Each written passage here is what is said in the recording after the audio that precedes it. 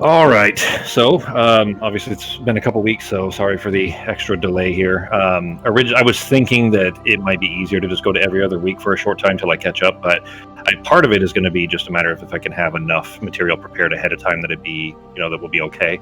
And where you guys are heading, I think will be fine for a few weeks, and that'll probably be enough that I can get things caught up with work, so that it isn't as intense as long as I'm not actually working on the Saturday during normal game time. I'm not sure we're even going to get out of the keep. We can just keep fucking around. That's part of it too. Part of it is when you guys are listless, I guess. Like when you guys aren't really in a hurry to get anywhere, then I'm not sure exactly where we could end up, and then it's I've got to prep more things, I guess, if that makes sense. And I don't always have time for all of that. Well, you did a good job of kind of locking us in this area, so we can't go wander. I mean, we could wander to our doom. That could be fun. Well, I mean, that's up to you guys on how badly you all want to die, I guess. But anyways, so where we left off, though, you guys were back in the Crow Fort, having cured Norok's disease. And then you, of course, had your long rest finally after a very, very long day. And we're preparing to travel back to Gwynsair with Launder and Sonway. They're still with you. So that's where we left off. I will switch us back to the map here. Oh, I meant to show you guys this too. I initially had intended to put on the, essentially what is the DM version of this map God, here. I love that fucking song. This is actually the orchestral version of it too. I found it on YouTube. It's so good. It's like the ideal overworld music for sure. Mm-hmm. So anyways, as far as the map here though, there are... all of these places are places you've actually heard of, but I didn't put the labels on here, so you guys don't actually know what it is you're looking at so much. But the big green city to the south, that's Merethilis, that's the capital. The ruins below that were, part of Merethilis as well. Then to the southwest, you see that big kind of Aztec-y tomb-looking thing on the island of the southwest. Everybody see that? Mm-hmm. Yeah. Where are my... the thing I just put a line over. So that is Domo Nolore. That's where you guys are heading back to. And then Nerevarin Temple was over, kind of where Arteme is. This is Termos here. This is actually Nerevarin itself. It's a city over here. This area was destroyed. This is where Arteme's family was from originally. Oh, over the right. But you guys have heard of all these places, but because I didn't give you guys the named version of the map, which I intended to do before this week, then you won't recognize all these things is all. Anyways, so you're actually still at the Crow Fort, so let me switch back there. and I think Arteme is out in the snow, performing the ritual to, finish growing the tree. Sarah is in with Ozzy and Pepperjack. Where did Pogo go? And where's Norok? I think we were together. Did we already talk to Pepperjack? Yeah, you guys were talking to Ozzy and Pepperjack, but I thought Norok and Pogo had left, leaving Sarah by herself with Ozzy and Pepperjack, right? I just don't remember where you guys went. Well, should we go try to find your friend? See if we can track her down. Your lady friend. Already passed around. They said that she left a while ago, so yeah, I don't know if she's gonna be back or not. What if we find some clues? Maybe we should try to follow dead, stinky footprints. It's a good idea. We can get the Scooby-Doo mystery van. Did they tell you where she left out? She can't really go far, right? It's basically just a bunch of snow and destroyed dirt, and then that barrier. Yeah, I'm not sure how far she could have got, so we can go check. The soldiers over there told me about it, so no, let's go ask the soldiers you're talking to if they saw where she went, which direction. Yeah, they probably saw her. She stands out. Are they within earshot of us? Can we walk up? You guys went outside. They're all over inside the courtyard digging. Almost all of them have a shovel in hand and are throwing dirt from one pile to the next. Did any of you see what was her name? Norok? Sorsha. Sorsha. She looked kind of like. Oh, we know exactly who you're referring to. Which way did she run off to? That little scamp. Well, you see those, and he points over to the northwest, and there's stairs that lead up the side of a rampart. She ran up that way, and she hopped over the other side, and we haven't seen her since. Should we go take a quick look? You're welcome to. Might as well. And he leans back down, starts shoveling again. All right, let's go. Should we just go jump up on those ramparts, or should we just go outside? Let's just go outside. Sure. There's no baddies right on the outside of the walls of the castle area, right? It's we still got protection from that big barrier. There's still the blizzard's still going, but I mean, there's. Well, first of all, you can't just go outside anyways. It's not like the gates are open. All right. Oh yeah, I guess we'll have to. Yes, it's yeah, okay. We can just hop up and look then. What do you think? Let's take a look. Let's go see what we can see over the. I mean, you might as well try to find your whatever she is to you. Sister? No? What is she? Yeah, she used to be a nurse for me and somebody I know. So. All right. So it's just a friend, Yeah. not a Before love she got interest. all weird. Oh, No. so you're saying she's available? Before she got weird. Yeah, she's a little too thin for my taste. I don't like anorexics. All right, that's fair. How about You can have animals her. that chew their tongues off? Yeah, that too. And open source, not really my thing. You know what? You're not supposed to kink shame. It's very rude. Well, you can have her, dude. I know you like women. Go right ahead. Let's just take a look. Let's see what we can see up over these ramparts that she jumped down. All right, you guys make your way up the stairs to the ramparts. You're still behind the individual like the chunks, basically. There's you're not at risk of being shot at really, but you make your way up there. I mean, there's nothing. There aren't footprints or anything of that sort. I mean, the snow has long since covered up the steps. I mean, the only steps you see are clearly boot prints, but there are people coming and going constantly. And as Ben was told, anyways, it was a few days previous. So Yeah. you make your way up to the top, though, looking out over the ramparts. There is, in all directions, as far left as you can see, as far right as you can see, just a massive sea of still, like just not moving, dead faces all the way around. Like they're standing, or like they're like dead? Standing. Oh, they're standing up. All staring right at you, all of them. But they're around the edge of that circle thing. The entire Crow Fort is still surrounded by all of the Vabians, except what you're seeing now. You don't see any Becklights, you don't see any live humans. You just see tons and tons and tons of the Mortrolis, the dead. Okay. Fuck. Like far more than there had been previously. When So you guys, basically after the battles and everything that you had, the siege here at Dunskathak before you guys left, there would have been maybe half as many as there are now, and they're all dead. All the Becklights have either been, they might be pulled further back. Maybe it's possible that they were further back, and you're just, because there's so many dead in front of them, you can't tell that the ones in the back may be alive. That could be, but at least all the faces that you can see close enough to be able to identify through the blizzard are dead. I'm going to use my gem of seeing. Does this require... I don't remember if I have it. I've got it equipped, but it doesn't have a thing. No, I don't have... Never mind. I don't have it. Didn't you? Ready to rock and roll. Yeah. Nope, I don't have it. To put your hat on? Yeah, no. I forgot. I'm dressed all in very nice, fancy clothes. And I still smell a bit like a dumpster, but... but as the soldier described it to you, she walked up here on the ramparts and then climbed down the other side. And then, presumably, because she's not, you guys can look down, she's not down over the wall, and you don't see any footprints there, but of course they would have been covered by snow by now anyways. Seems like a real bad decision for her to just jump over and run into that filth. I'm gonna. She was speaking too clearly anyway, so. Well, let's go talk to those soldiers again, and I just want to see if they noticed anything, if she said anything.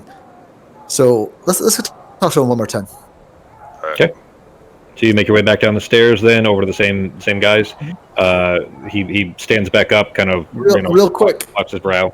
Did she say anything? It just seems a bit weird for her to go jump over that thing. Did she talk at all to you guys? Are you sure she just ran and jumped over the wall? He's kind of squinting as you say this. The boys and we were all pretty. Go ahead. We're all pretty afraid of her. Nobody really ever spoke to her much. I mean, at best, there was disdain. She was only really allowed here because, she was a friend of all of yours. But, for all we knew, she ate half of our friends out there. You're pretty confident he's telling the truth. He seems honest. All right. He seems like a pretty honest chap. Hey, what do you think about all those elves when we were on that island? The Norak. soldier's kind of looking at you. No, not you. Norak. What do you think of those elves when we were on the island? I don't know. They seem kind of friendly, but I don't know. Friendly? That's I mean- friendly. You need to come down to one of the like smaller villages with a bunch of us halflings running around, and we'll show you friendly. That was downright rude. I don't know if I've ever been treated that way by someone who doesn't know me. All right, maybe not so friendly, but I don't think they're too bad of people, I guess is a better way to put it. Just not Sure. so sociable. I think I know where Fox gets it now. Artime. You said I think I know what Artime. I swear to God, every time I look at the player sheet, it's just so a gamer tag that I just immediately say it. So no, I think I know what Artime kind of gets her like very strict to the book, kind of just no relaxation in that one very much, you know. Yeah, well, I'm sure she's been through some stuff in your hometown. Do you think they are all like that? I've met a few elves. It didn't seem quite so uptight. I don't know. Maybe it's just some of them. Who knows? I suppose so. I wonder what we More used to can get up to. I wonder what their capital city's like. Fox hasn't seen it since she left, right? She hasn't been home for quite a while. Yeah, I'm not really sure. We should ask. Probably not. I don't wanna think any find of us out- have. Before we get to the capital, we should ask. I want to find out what kind of trouble we might be able to get into. Just find something fun to do for at least 30 bloody seconds in this world. Watch it just be like this. Watch it just be like surrounded by death and decay and just sadness. I want to find like a guy who makes like trinkets, like some sort of neat little elvish, cool thing that I can take back here and brag about. Something that shows like how cool we were when we were over there. Like maybe even something simple like a solid gold trophy. That's Something simple. small like that, you know. That says this group saved all the elves on the island of whatever that island is. Fucking terrible little Oops. stabby bug island. Is it your employee? of the Stabby month? bug. One of those things were scorpion fruit island. All right. Well, I don't know. Do you have anything else you got to do here? I've got my nice new pretty armor already that we found the other place. Are there any Neotaurs walking around? You haven't seen any actually. So I'd mentioned that last week too, or 2 weeks ago. But looking around, you don't see any out and about. Uh-oh. Okay. Do you notice something, Norak? There is a distinct lack of heavy pitter-patter from those Minotaur's feet. Thought everybody looked awful short. Oh, shit! Do you think the other kid died? Do you think they just left? The kid died, they all just said fuck it and left? No, I didn't even think We about should that. steal Might that have. kid. So it's been. You know what? I'm gonna. Well, It's been Both of about you- 2 both- weeks. yeah. Well, it hasn't been super long since you guys. It's only been 6 to 7 days now, I think, since you guys left. But something happened right before you. Well, not long before you guys left, maybe a day or two. So it's been probably 8 or 10 days since this occurred. Do you guys remember what happened? It was right before the siege, like right before the siege. So right before the siege, I remember they were real mad about not being able to have funeral rites for their leader. There you go. So their leader, Astart, had been. I don't think I ever found out what their funeral rites even were. So Yeah. So I there think I was. promised them that I would help them with them, and then I had no idea. And then you disappeared for a week. The body's just sitting there. Just, I guess he'll be back, right? They're just looking at their watches. I don't know if you guys have been noticing, but I get through this game on a lot of empty promises. Yeah, so just as a reminder for that, Astart, their leader, was, at least they believe, murdered. It appeared to have been poisoned, a few days before you guys left, basically. Right. Does that. Yep. Nora. So while Pogo and Norak are having this conversation, going back and forth, and specifically talking about the Miotau, you see one that you recognize. It's Gratis. It's the one that came with from Morvok with all of you except Pogo, and he's carrying a very large, like, wooden crate, it seems, and he's heading towards the central keep. You want to tag along. I'm just gonna quietly say that to Pogo and kind of gesture my head towards the move and box carrying Mayo tab. All right. See what's there, maybe. Yeah, I'll follow you. Where are we up to? So we'll just, wait a minute so we're not like, we'll try not to be so obvious. Okay, so you're trying to tail him then? All right. Yeah, but not super close, Okay. So I'm just a Then, little curious. All right, we'll jump over to Arteme then. Arteme, while you're performing this tree growing ritual, kneeling in the snow, eyes closed, and just kind of constantly feeding this natural energy into the soil. And you've already got the sapling. It's probably, while you're kneeling, it's taller than you. It's probably 4.5, 5 feet tall already. And you, while you're kind of still eyes closed and focusing on this ritual, you hear heavy footfalls trudging through the snow behind you, like extremely heavy. And the footfalls stop maybe 20 feet back. Probably around where the corner of the central keep would be, where they would have spotted you basically at this point, and they are immediately punctuated with an annoyed kind of bovine sounding snort before there's more sounds of crunching snow and then some more heavy footfalls, this time that are kind of heading away from you. Oh, Okay. this was you guys trying to tail him in the middle of a blizzard in blinding white snow, walking in the middle of like a courtyard. It's not like you've got trees to hide behind. Like Pogo could maybe hide behind Norok, but Norok is definitely not going to be invisible in the snow with a natural weapon, especially. Did you make your dice pink, G? Yeah, apparently I did. Okay. It was like a pinkish skull that time. Yes, actually, yeah. I think last time when we were playing, I just didn't roll anything after that, I don't think.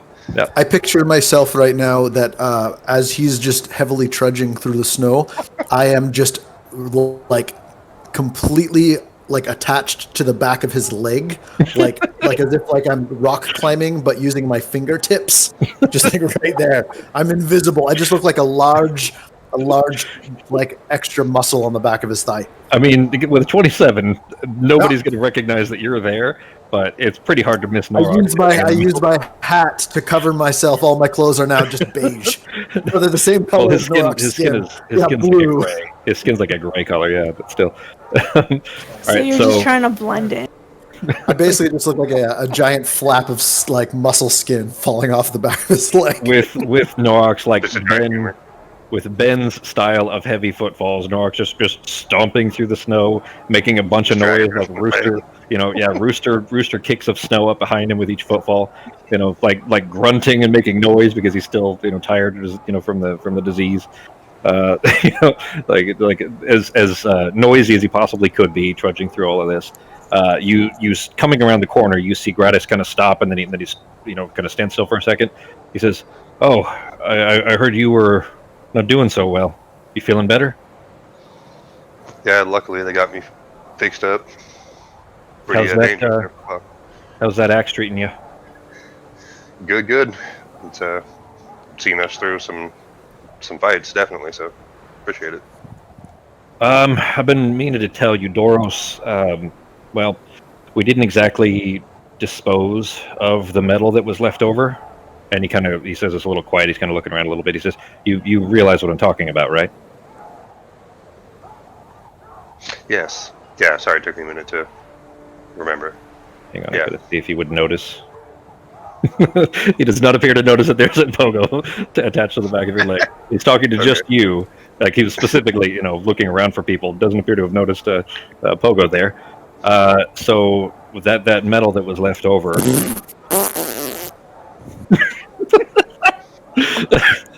The disease still wreaking havoc on you, I guess, huh? Yeah. Breakfast this morning,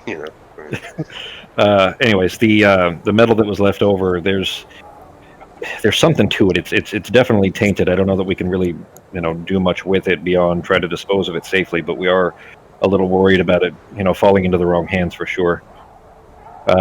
I guess we'll hold on to it for now. If you come up with something you want to do with it, just let us know. But otherwise, we're going to have to try to think of something to get rid of it. I mean, it could make for something powerful. We're just afraid that it would be more cost than it's worth. It might be a heavier weight than you expect if you're trying to carry it. All right. Well, try to come by soon, and maybe I can help you guys figure out something to do with it. Check it out, inspect it a little bit. Sure. Did you ever figure out what the inscription meant? No, I don't believe so. Out of game. I don't think I figured that out, did I? No. Okay. Do you remember what it is? No, I don't actually. It's in Mephuin, and it says it's underneath the wrapping. They kept it on the hilt, so basically the hilt of your axe is still what was the hilt of the sword. They didn't break that part off. They just melted down essentially, the rest of it, the tang part of the blade, and formed what they could into the axe, and then kept the rest of the metal because they can't just think of it like radioactive material left over, like a byproduct, and they don't want to just drop it here because it would poison the ground and so on. Yeah. But it says all the lights are stars under the wrapping. Okay. Let's see. Yeah, not quite sure yet. I've been checking it out, but don't seem to understand the language. Yeah, we didn't either. We needed help, but I guess drop by the forge if you've got time. No, I'll catch you later, okay? And he kind of stomps off around you. Doesn't notice the pogo attached to the back of your leg. And you cut out there for a second if you asked me something else, sorry. No, he walks around you and starts heading back towards the forge. The war forge. Okay. Arteme, you heard... I'm going to go ahead and jump off the leg now and change back into my normal clothes. Arteme, you heard conversation. It's really loud with the blizzard here, and they're 30 feet back from you at this point, right around the corner. So you probably could catch bits and pieces of that, but probably not enough to really make much sense of the conversation itself. Okay. But he did drop something in the snow behind you. You are still eyes closed, so you would need to interrupt the ritual if you're going to otherwise investigate. But he appeared to have left something for you. Was the impression that you took? Okay, I'll investigate it once I finish the ritual. Okay. You're probably 15 minutes in at this point, so you still got a while. But I mean, it's not going anywhere. It sounded like you set something heavy in the snow behind you. Was all. Okay. If Sai's with me, I'll just have her guard it. Okay. She gives you a little yipping bark sound, and you hear her kind of scurry through the snow, and then you can't hear her anymore. Okay. Okay. All right. We'll jump over to Sarah. You are still in the room with Pepperjack and Ozzy. Sanway and Launder, by the way, are back waiting for you guys at the kettle keep at the moment, trying to keep warm. You're not used to the snow. Okay. So I'm just going to go up to Ozzy because I need to get some stuff from him. Sure. What is it? What do you need? So you happen to have any more of that Bonda stuff we use on the circle to get back? Oh, yeah. I of course. Use that. Yeah. No, I intended to grab you some before you leave. In fact, actually, yeah, I'll grab you some. Thank you. Also, that nifty little bauble thing you gave me for that identify spell. Where might I go to find another one? I may have broken that. Sorry. He gives you kind of a sideways grin. He says, you came to the worst possible place. We're surrounded in snow here, and the kind of temperature you'd need to be able to turn glass into that bauble, or turn sand rather into that bauble. Not only we do not have the sand, but we don't have the heat. Like if we were still in Vabby, you could get them by the dozen, but here, this is the worst place. You had to go and break that one? It wasn't on purpose. I mean, we're going back to Gwen Siri. You think they might have something? Maybe. Maybe. I mean, they might, have something probably quite a bit better than the cheap glass ones that we make. But that's all right. I'll give you a spare. I've got another anyways. And he just reaches into a pocket and hands it to you. You were the coolest person ever. He grins. So I got a question for you. What exactly would a wizard need for spells? Because I know it's not like how I do magic. Oh, that's a bit of an odd question. I mean, are you asking for what would be useful to you? Yes. Are you well? If you're intending to study to kind of learn these things, you're going to have to start with some of the basics. Is that what you're aiming for? Yeah, for now. I mean, in that case, things like alarm and calling it familiar to yourself, grease is a handy one. Things like that, kind of the simpler stuff that are still extremely useful for sure. But your innate magics will probably overpower the more hostile types of spells. Yeah, I've noticed they use books. Does it have to be like a special type of book? You're really into this, aren't you? Yes. Yeah. So I mean, you've seen scrolls and so on. Obviously, I've seen you communicating with, he who shall not be named. And he kind of looks over at Pepperjack and then back to you. Yeah, you need special paper, special inks, things of that sort. If you're really serious about heading down this path, and he kind of looks back at Pepperjack, we still have Laze's book. I mean, do you mind? I mean, she could use that. At least it would get some, her old book, anyways. At least it would get some use. And Pepperjack just shrugs. He says, "I don't care. That's fine. It's not getting much use elsewise." So Ozzy looks back at you. He says, "All right. Well, tell you what. So the bone dust is back in my study, anyways. So just when you head out of here, go across the hallway and then take a left, and it's right back there. It's the only door that's open, and there's probably light on still in there. But when you head in, check the bookshelf. There will be a tome with a black leather binding, and there's a glyph for Enervate inscribed on the spine of it. You can take that with you. There's some basics in there for you, at least to begin with." Thank you so much. I think that's all right. Well, I'm gonna go grab that, and then I've got some other reading that I need to do before we leave here. Be safe. Talk soon. Thank you. And then I'll go grab that stuff. Okay. So you head over there. You find the book easily. It's right where you described it.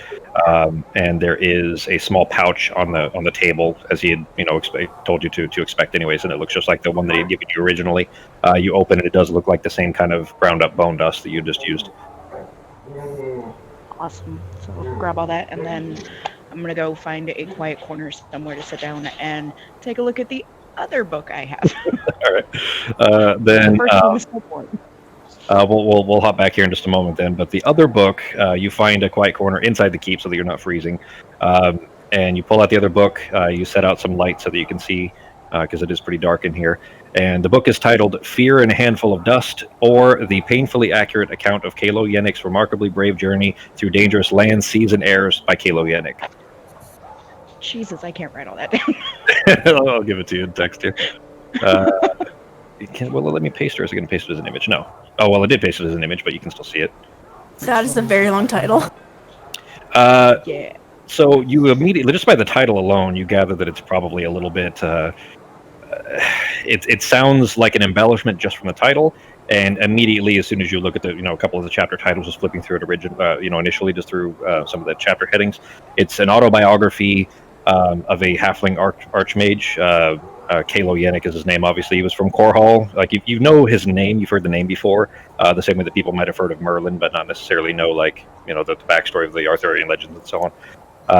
Korhal is a bustling port town. It's an area that you're familiar with in Pale from before the Imperial annexation. But the story, from just the chapter titles and having kind of flipping through it a little bit, it starts with kind of humble beginnings, but it very rapidly becomes just this wildly embellished story. There's a chapter title near the end that says, the chapter title is "The Time I Slew an Ancient Storm Dragon in the Snowy Peaks of the Denegoths with Only My Wand and My Wit," and there's 2 exclamation points after wit.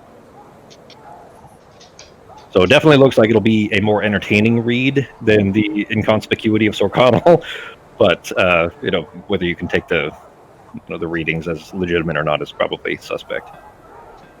All right. Well, I'll just sit down and start reading on that while I wait. Okay. Then at this point, we'll say that Artemis, you're at about 30 minutes through. What are Pogo? Well, Artemis, you're still continuing the ritual, I assume, right? Yes. Okay. Pogo and Norok. You guys got any buddy cop stuff you want to get to? Where'd the elf lady go to? Is she still in our fort house thing? Not sure. Guess we'll have to go track her down. Wasn't paying attention. Bart's in there though. I don't want to go back there. Bart's in there. Fucking Bart. Even his name sounds like something your body, like a sound your body makes. It's terrible. Hot sister though. Anyways. Find out where they're at, then try to avoid Might as well. Do you think they're by the? Can we see the tree from where we're at? Where Artemis is? You were just around the corner. So I mean, you go around. If you take 5 more steps, then you'll see Artemis there growing the tree. Fuck! What was her name? Not Sunway. Sanwei. Yeah, daughter of the chief of the. She's the daughter of the chief of the elves that turned into wolves. That's right. Yep. She's a caster. She's a magician. That one. But you do know that I mean, you just saw them less than 10 minutes ago, walking back towards the Kettle Keep. So she and Launder are back at the Kettle Keep. Fuck. I don't know. Do we have any? How much longer on that tree? I was gonna yell that. Artemis, he yells it intentionally for you to hear, so you can recognize that he's yelling at you about the tree. Does she look like she's like super like focused? Yeah. Don't think I'd answer. I'd be more focused on my spell. I'll take that as a not that. How big does the tree look at this point? By now it's probably 10-ish feet tall. Oh, fuck off. You've got to make it a hell of a lot bigger than that for this fucker to get through. Look at this big guy. I'm only halfway through the spell. Concentrate. Don't stop concentrating. Keep going. Jeez. Can you believe her just talking through it? She's trying to make this tree so we can fit you into it. She starts talking right in the middle of it. It's sabotage. Oh. Should we go tell the story we came up with, the world-renowned worst story I've ever heard in my entire life to these people? See if they, I'm gonna go in and see what's going on inside the what is it? The place with the food and the drink. The little, it's not a tavern. What do you call it? What is it? The Crow's Nest? Yeah, but like, what do they call it there? The spot inside the. Well, it's not really a tavern. It's the mess hall. That's it what would be is. a makeshift tavern. Yeah, I mean, So in a military camp, it'd be a mess hall technically, but yeah, I mean, they do make it up to look like a full-on tavern and everything. Let's. Do you want to go? Do you have anything else we need to do here? Like, do we have anything that hasn't been figured out? Do we have stuff that like? Did we find cool shit that no one knows what it is? Not that I can remember. Yeah, my short sword and mail didn't seem to be magical to me, right? They were just because they were like part of a fucking wall. Weren't they part of the wall when we got to the wolf place? Like they were just kind of like no, they were like, just hung up on the wall. Yeah, Oh, well, okay. you took like the garbage ones initially, but then like the shield was, but you took finely crafted ones from the little armory in Termos essentially. So those and the scale mail that Artemis picked up, and the scale shield that she has as well. Like the ones you have are really nicely made. Like they're would be essentially masterpieces. Who's got the bag of holding? Norak, do you have that bag with all the stuff in it? I thought Artemis had it last. Oh, I'm always the one carrying it. Yeah, you can see it hanging off her shoulder. Looking at the back of her head when you're yelling at her, she, Artemis might reach a hand up and flip you off or something. But apart from that, you can see the bag hanging off of her shoulder. Is there anything cool in there that you guys like? That's neat. Any neat stuff? Hey, do we have a spell that can find this thing that the other people are looking for? And I'm gonna whisper to Norak, I'm not even sure it's here. Like, I don't know if. I think didn't that one halfling say that it was like back at his house at another place? Was that something different? Remember that little fucking thing? That little guy that we saved? Shit, I don't know. Should we just look around and see if there's anyone who looks interesting that we don't know? Like maybe just do a walk. Like, have you ever been on like a large like a ship? I used to perform on this coastal vessel that would go out to sea, and it was more of a joyride for people. And they'd hang out and they'd eat too much food and get way too drunk all the time. And I'd put on little musical number acts or comedy shows, and I'd get the audience participation. And sometimes you just, for fun, you just walk around, seeing if there's anything interesting. Sometimes you see a seagull having sex with another seagull, and, it wasn't bad. Something to talk about. All right, well, let's go see if we can see any seagulls having sex. We're gonna go around seeing, looking for anything interesting. Any people who look like they stand out, something that seems out of the ordinary. Or anything interesting and anything that catches our eye doing like a full lap around the area. All right, so you trudge your way around the keep. And I'm doing it deliberately, not sneakily. I'm going to play my banjo as I'm doing it. Okay. All right. Trying to catch eyes, seeing if I see anyone's eyes that look at me with some sort of distress or curiosities. The kind of polka dotted, not polka dot, what's what I'm looking for, like a spot, I can't think of the right word. They're interspersed, but like evenly spaced out. All of the soldiers that you see in the courtyard, anyways, that are digging. You recognize probably 3/4 of the faces from having fought beside them, especially in the siege, a week ago. Many of them, bearing injuries still from that, bandages and so on. But nobody that stands out or looks anything strange until you are passing around, after you've made your full loop, passing Artemis around the right side of the central keep, coming around the back of the central keep, and then around the crow's nest. And as you're coming out of the crow's nest, Strings is walking out, the lieutenant that you were looking for. Oh, hey, Strings! He gives you a big wide smile. Hey! Hey! I'd heard that you guys were back. Yeah, we murdered a giant sea monster. Yeah, the warrior. We're all aware. Isn't that insane? And talking about it incessantly about how the deck is in disarray. No, we literally blew off a chunk of a stalactite or mite from the ceiling and just crashed it through its giant skull. It was pretty epic. Well, it's that's something. One way to do it, I suppose. If you want to write a song about us, I get 30% of all royalties. So just gonna throw that out there. I'll keep that in mind. Hey, I've got a question for you. I know something. This big man here, he fell into a bit of had a bit of a problem physically here not too long ago. We used some of our magical healing potions to help him out. Anywhere around here where we can, get one of those for all the good that we're doing? You know what? I mean, we're actually on real short supply as it is, just covering everybody's wounds from various skirmishes and so on. Thankfully, that's mostly stopped for the last few days. But tell you what, and you see him reach behind into just around the back of his belt, and he kind of pulls it out, and he's holding a vial. He says it's only probably one good swig, and he tosses it in your direction. But at least it'll better than nothing.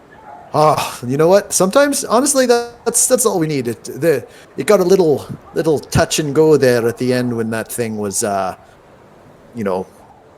basically trying to eat all of us. Oh, I know. It was not bad. Yeah, I know the type.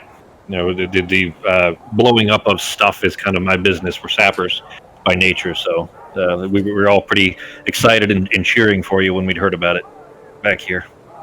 Speaking of blowing things up, we got to use a bunch of bombs also to take care of that guy. Do you know those flying bug ladies? Are they pretty? Can we get a few of their neat little toys? Their little explosive devices. They're not real generous. So you not real generous. Try. Yeah, but, I mean, all right. They talk to Pepperjack. I mean, they might give him something, but I don't see them giving them to you. All right. Well, they not can to be rude or anything, but no, they were pretty handy. How are you liking your new post? I'm to be honest, I'm trying to find who I can piss off to get demoted. So, if you find out if you get any word of somebody that might be, in higher up or in any kind of position that I maybe can piss in their Cheerios or something and get bumped down a peg, you let me know. I mean, how many people's Cheerios have you pissed in so far? Like, I'm just curious. At least 6. Yeah, if you've pissed in 6 bowls of Cheerios, I don't know if that's really the way to go. I mean, if you've got ideas, I've got ears. I don't know. Let's see. If you probably maybe gave us some of the bombs that you guys have just stored over, maybe that would get you in trouble. Yeah, but it might get people killed too. No, it's a fine line between murder and peeing in the soup. Mm-hmm. Don't I know it? Do you ever play that thing on your back, or is that more for show? You see him grin, and he unslings it. And as soon as he unslings it, you can immediately recognize that the strings are all broken. They're curled up and broken. This thing is more of a good luck charm these days. Once I get back to town or we're off duty for a bit, I'll get it restrung and then I'll get to play. But at the moment, it's seen better days for sure. You can see the bell, like the hollow end, the big end. There's like a big old punch right through the middle of it where it's cracked. Nice. Well, if I come across any other instruments, I'll make sure I bring one back for you. Okay? Oh, it's all right. She's special, this one. All right. Well, it was nice seeing you. And I'm glad you're doing well enough, and I really appreciate appreciate this. You see anything? You see anything interesting around here? We're just kind of taking a little walkabout while our friend apparently grows a massive tree that we're going to walk through and end up somewhere else. So that's what we're planning. He kind of chuckles. He says, yeah, like any other day in the Crow Blinders, right? Yeah, seems about right. Climb on through it, sure. Yeah, why not? Stand in the middle of a fucking blizzard right outside the desert. Yeah. Yeah, I mean, life for us, right? It seems about it's global warming. That's what it is. I think. As for anything strange, I mean, half of my men are digging holes in the ground right now, trying to find some skin. So, that and coupled with the the blizzard and the snow, and you having killed the warrior and so on. Yeah, I mean, these are strange enough days as it is. I don't know what would account as strange anymore. Yeah, right. Well, I figured we'd ask since we don't have a lot to do. No rock.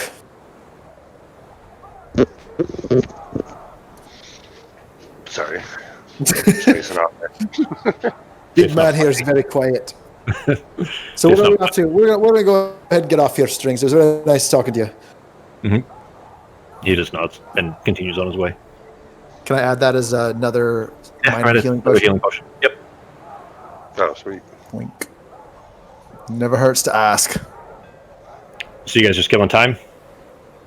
Yeah. Anything else you want to do? Okay. All right. You guys head into the Crow's Nest. It's largely empty.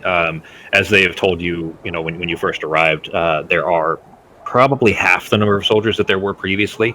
They were able to evacuate the vast majority of the refugees and most of the soldiers that were left, at least the ones that were wounded, or not able to work. So there aren't a lot of soldiers left, and the Crow's Nest is basically empty. But you guys, have your run of the place and are able to get something to eat and something warm and a drink and so on. Sarah, doing anything else other than just reading? Before you guys leave? I'm going to see if there's a response on my scroll yet, and then kind of flip through that spell book. Okay. There is no further response just yet.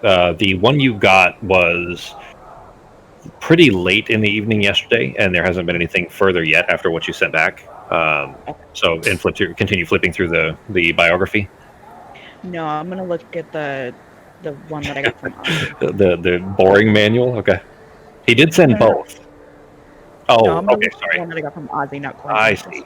Gotcha. Okay, so that one, make 5 Arcana checks for me. Ugh. Okay. Sorry, 6. Oh, jeez. All right. You just, click until they all show up. This is just to see if you recognize the spells offhand, or if it's going to take you time to study them. Ugh. Really? You got one good one. Yeah. Oh, second good one. Yeah. I'm guessing druids can't learn mage spells either. No, so yeah, these are specifically arcane spells. If they're rituals, any of them that are rituals, you can copy to your book as well, Fox, your ritual book. But so I'll have to ask her, but I'll have to ask her, but I don't think I know about the book. Yeah, you don't yet, obviously. She only just got it and she hasn't seen you since, so. Yeah. All right, so you looking over one spell, you can't quite make out what this would be. It's all written in Reconditus. It's the glyphs are Reconditus, which you're not super familiar with. And so you don't recognize the first one, and then the second spell looks like it would be some kind of like an illusion kind of a spell is as best you could get from it. The third one is a spell for making people believe that something is more valuable than it is. That's the kind of like what you would gather from it is that it would be for tricking someone into believing that something is worth more than it is or less than it is. It's for changing the perceived value of something.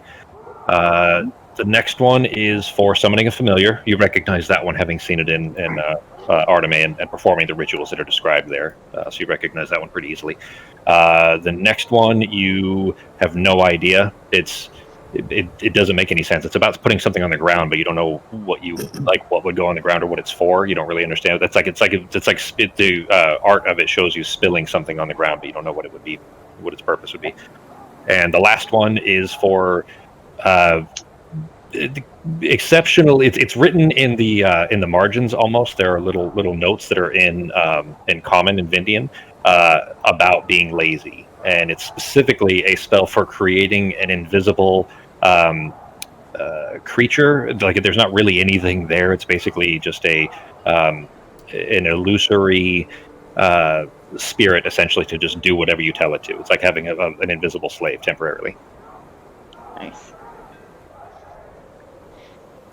That's That's- changed from those. Unseen servant. Yeah. So the ones you recognized were distort familiar, or distort value, find familiar, and unseen servant. All right. Now, And there's 3 others that you didn't recognize that you will you'll definitely get them. It's just a matter of spending more time. right. I'm gonna go ask Ozzy a question real quick. Just one more.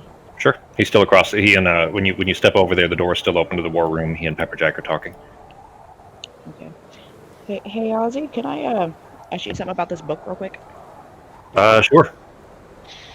So these spells in here, do I need to like rewrite them? Do I just use this book? What am I supposed to do here? So, I mean, generally, it is kind of standard practice for our profession to copy it over ourselves. But as long as you can read their writing, and Lay's was, I mean, she was known for being a little haphazard with her writing. So as long as you can read them, go right ahead and leave it like it is. Otherwise, copy it into your own handwriting. It doesn't matter. Up to you. There's plenty of open pages in there. Okay, so then I don't have to do it in order to use the spell. No, you can just use it like it is. Okay. Thank you so much. And I'm assuming that the person who this book belonged to is no longer here, so I promise I will take care of it. No, she's still here. She's still here. I think she's back in Mist by now. I don't think she's here in the Crow Fort, but no, she's still very much alive. She's just She didn't not leave careful the book? with her things. No, she lost it. So we gave her a new one, and that's her old one after we found it. Well, then if you see her, tell her thank you. I'll do that. It's not really my business anyways. They just gave it to me for kind of safekeeping. We don't have a high mage here left, so. And then I'm gonna go see how the tree is coming. Okay. Then you exiting the keep, coming around the corner to the left side where the tree is growing. It's probably near 20 feet at this point, and a good 3.5, 4 feet in diameter. Fuck off. That's not even close. It's pretty close. Ben, not now I'm doing it. If Norok turned to the side, he'll be able to fit through. His chest is 3.5 feet in diameter, or in diameter, yes, but like front to back, spine through chest, it's not 3.5 feet. So that would be pretty gargantuan. Squeeze me in there. Yep. So, Arteme, you are nearing the end of it. You feel like you're about 5 minutes or so from finishing the tree where it'll be at its maximum size, and it's not going to grow any larger from the acorn that you used. Yay. So what are you guys doing? You just waiting? Yep, I'm gonna ask her if I can grab the bag of holding real quick. Hey, Arteme, Sure. can I borrow this? Right, Did you have a then- pen? Did you have a pen cap in your mouth? I did. It's so fucking good. I can tell that that's not like a pen cap. What was that, G? I said no, she had a stroke right there. Oh, And just- Artemis shrugs the bag off of your shoulder, right? Yeah. Alright, then I'm just gonna kind of like dig through some of that stuff we got, because there are things that I need to buy when we find someplace. Okay. So, you guys, yes, all of you. Pogo didn't originally because he wasn't logged in when I first changed it, but it is now. If you guys go to the Actors tab, and then hit Player Characters, and then Player Characters Stuff, under there is Bag of Holding, and you'll see all the items that are in the bag there. You can all see it, so just don't edit it, because if you're all editing at the same time, you could corrupt things. Fun going through one. Do we know what all these things do, though? What's the spell? Well, Or, like, do we have any, like, there's no unknown items? things that are not identified yet? I don't Mhm. think so. I think you guys identified all of it, I think. Mm-hmm. There's a Yeah. ton of gems and shit in here, and like valuables, like stuff that you just haven't sold yet, or had a place to sell. But the magic items that are still in here, so Pogo, Justin was asking about, or asking Norok if you guys had magic items in here.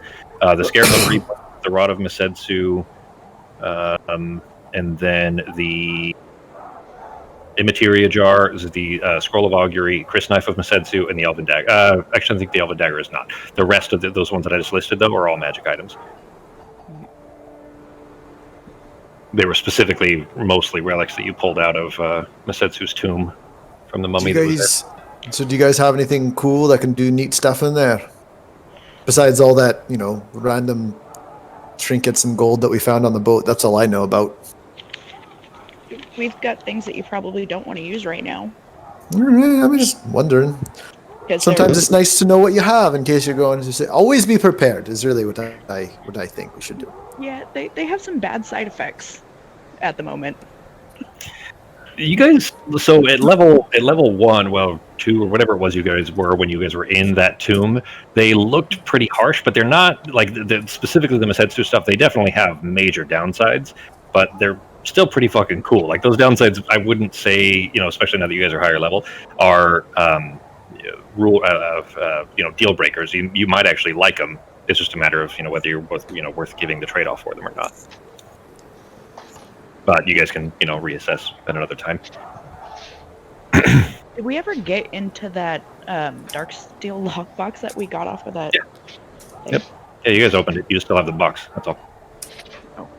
Yeah, that was at the way station. There was a key, wedding ring, and the immateria jar was in there, and the recipe for making immateria. Okay. Was that tree coming along? Wait, no, not talking to Arteme because she's focused. Where's Good. Yeah, where's what's her face, Sunway? Is Sunway back at the keep still? Should we go grab her? Are we almost done with this tree, you think? I mean, it's been pretty close to an hour, I'm pretty sure. All right. That's what she said you needed, right? Arteme, they're right beside you, so you can definitely hear them. Whether you talk or not is up to you. Maybe nod or something, but I'm just gonna give a small nod, but then wave as in I need to go pick something up. Sure. I thought it was like a go away. Okay. I still need to pick up that armor I forgot last time. Damn it. Well, you guys all do notice that there's a big ass wooden crate 20 feet back from Arteme, just sitting there, with Sai sitting on top of it, by the way.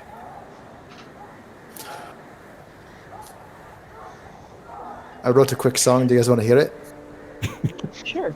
I'm just gonna lean up against the crate. I'm gonna pull out on the crate with Sai. Pull out my banjo. Once there was a giant tree we used to teleport, and when I think about it, it makes me need to part and leave this place of snow and cold and head to somewhere warmer. And I will find a cute young elf. Well, then I'm gonna charm her. Would you like that? I'm just gonna shake my head at him. I'm clapping. All right. Well, about that time, after hearing the dulcet tones of Pogo sing his song about banging elf chicks, you finish the tree. The ritual finishes. The tree looks healthy and as strong as it's going to be. The roots are nice and deep. Everything feels good. It feels like it'll be safe here. So you feel like you're confident that it'll not only survive your guys' teleportation through it, but that this tree will probably outlast the Crow Fort. All right, so let's get everyone together who's going with us. Was there anyone else besides Sunway and Launder? Is there anyone else? Just those two? I think they're the only ones coming back. All right. I'm just gonna go I'm gonna go to the doors of the Kettle Keep, and I'm just gonna kind of yell into it for them if that's where they're at. Okay. Aye, Launder, Sunway. As soon as you packing open the front gate, as soon as you open the front gate of the Kettle Keep, you pop your head in, and immediately Bert jumps out from the side. Oh, you have a left head. Fucking scared me, Bert. Jeez, you're like a fucking rat jumping around the corner. I heard your song, and I was just coming to say, hey, how long till you're back? God, I don't know. Fucking, I have no idea. We have some important things. I thought weren't you leaving? Weren't you going back to your sister here soon? Well, yeah, but that was the idea. I think, since you're going to be back so soon, I mean, what would be better than to come back and find Mercutio here? So just to see the hero returning, I think I'm going to go get her, and I'm just going to bring her back, and then we'll wait for you. Right. I think I broke Justin. So that's I have a thing to say. I don't want to be rude here, Bert, but this is not a place for your sister. This is a very dangerous spot. No, this is really... You need to head north away from these skirmishes and try to get as close to the, more towards the capital as you can. There hasn't been a skirmish since we got here. It's fine. It's safe now. But listen. Here's a little secret, okay? We are on a very temporary ceasefire, and this could crack at any time. And in fact, for your just absolute best chance of survival is really to not be here. The entire army is outside these gates. So as much as I appreciate that idea, we do not want to put your sister and yourself in danger. You're so considerate, Mercutio. Yes. Here I was going to bring her here and put her at risk, and I didn't even know. Just, they're going to be writing heroes' tales of Mercutio the Brave for hundreds and hundreds of years to come, I'm sure. Yeah, I'm going to write him. All right. Okay, well, his wisdom modifier is a -1. So for him seeing through his insight check, you got an 18 for your 22. So it does seem that he has believed your ruse, and he's kind of got a little bit of a dour look. He says, "All right, I'm gonna have to believe you on this. I think you know more about these things than I do for sure. So I'm gonna as soon as they're preparing the next teleport out, then I'll go make sure that she's safe. And how are we gonna find you? How can she send messages to you?" Well, where are you staying? Where are you staying at right now? Where are you and your sister at? We're back in Cadogan. Back in Cadogan? All right. We'll tell you what. Leave a note. If you're not there, if you have to leave, just go ahead and leave a note kind of tacked to the door, like the inside of the door. And then I will I'll find the note. What was that? Here in the keep? Where? Tack a note? No. So, like, if you're going back to Cadogan, to you and your sister, if you have to leave there, just tack a note. Otherwise, I'll just find you there, because this is a bit of a disaster as far as the overall spectrum of this war and battle. So just make sure you tack something to the door so I can find you. Town. It's the town that you guys landed in and you came back. I mean, yeah, but I know your house in Cadogan, so just we don't live in Cadogan. Oh, yeah. Oh, that's right. I thought your parents were from Cadogan. No. No, only. I thought you were at your parents. I thought your parents were in Cadogan. My apologies. Give me a deception check this time. Yeah. Dummy trying to 18. Oh boy.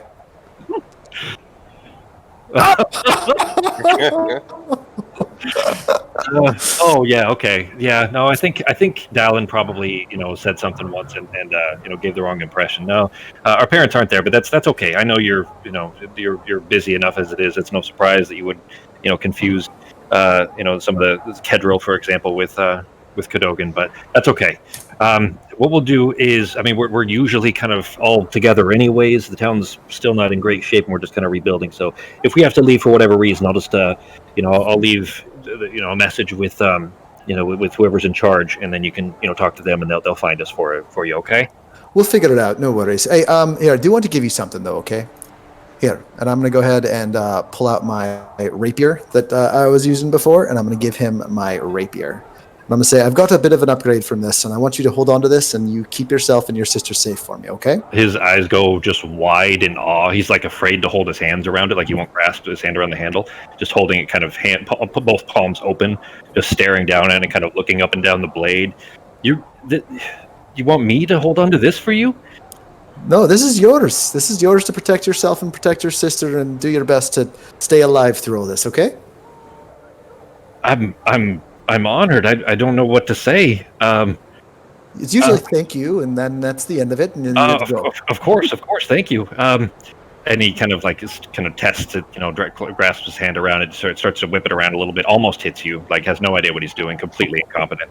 It's scratching through the snow. Just remember the pointy end goes in the other guy. Okay, that's the best I can tell you. Pointy end in the other guy. Okay. Yeah. Okay. Not me, not you, not your foot. he just hit his foot, so he smacks himself in the foot with the side of it, and it's not super sharp, but he's kind of dancing around for a second. I'll take real good care of it, and I'll make sure she stays safe, so that when you get back, you guys can start that family you were talking about. Oh yeah, I can't wait for that. That's great. All right, we'll be safe, and I hope we see you soon. We'll be waiting. All right, you too. Be safe. At that point, we gotta go. Probably halfway through that conversation, Sanwei and Launder were already standing up front of the kettle keep, just waiting for you to finish this obviously awkward conversation. As he goes, he's stumbling through the snow. You see, you kind of look over your shoulder and you see that he's walking, out in towards the central courtyard, and is still staring down at this rapier and trips over himself and lands face planted into the snow, landing on the rapier. Gets up, dusting himself off, and then he's digging through the snow trying to find it because it's spelled. Fuck! I swear to God, it's like he's half squirrel. That thing. Sunway, has made it to you by now. Launder says, "Friend of yours? He's a chatty type." Yeah, he's Yeah. So no, he's more of a, I guess, an acquaintance, friend of a friend, but he's nice enough. But that's not how he tells it. Yeah, It also seems that he knows you by a different name. Yeah, it's crazy. That's funny. This is so in the 15 years of knowing Justin, guys, there's never a time when he's at a loss for words. I guess that's twice now in the span of this conversation. He knows me by a different name, but he's not all there. He's just. We just need to ignore Bert. Hey, just go amongst. I'm not going to hold it against you. I just thought it was curious, is all. Yeah. Would you want him knowing your real name and where you lived? Good point. So we ready to go then? I guess so. Tree looks good. I guess it's a tree. Well, for Still our people, worried about walking grins through a tree. I'm gonna go check out the crate.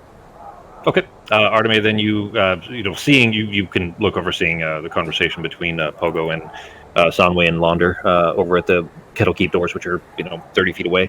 You get up, turn around. The crate is just sitting there with Sarah and Sai on top of it. Big wooden crate, 2.5 feet or so in diameter, cube, or two on a side rather. I guess I'll open it and see what's in it. Okay. You pop the lid open. It is quite full with packing hay, I guess. I don't know what else to call it. When they would pack crates, and sometimes they still do for overseas shipping. Be a machine gun. Well, kind of for real. That's kind of what it's still used for, is when you're shipping weapons and stuff like that.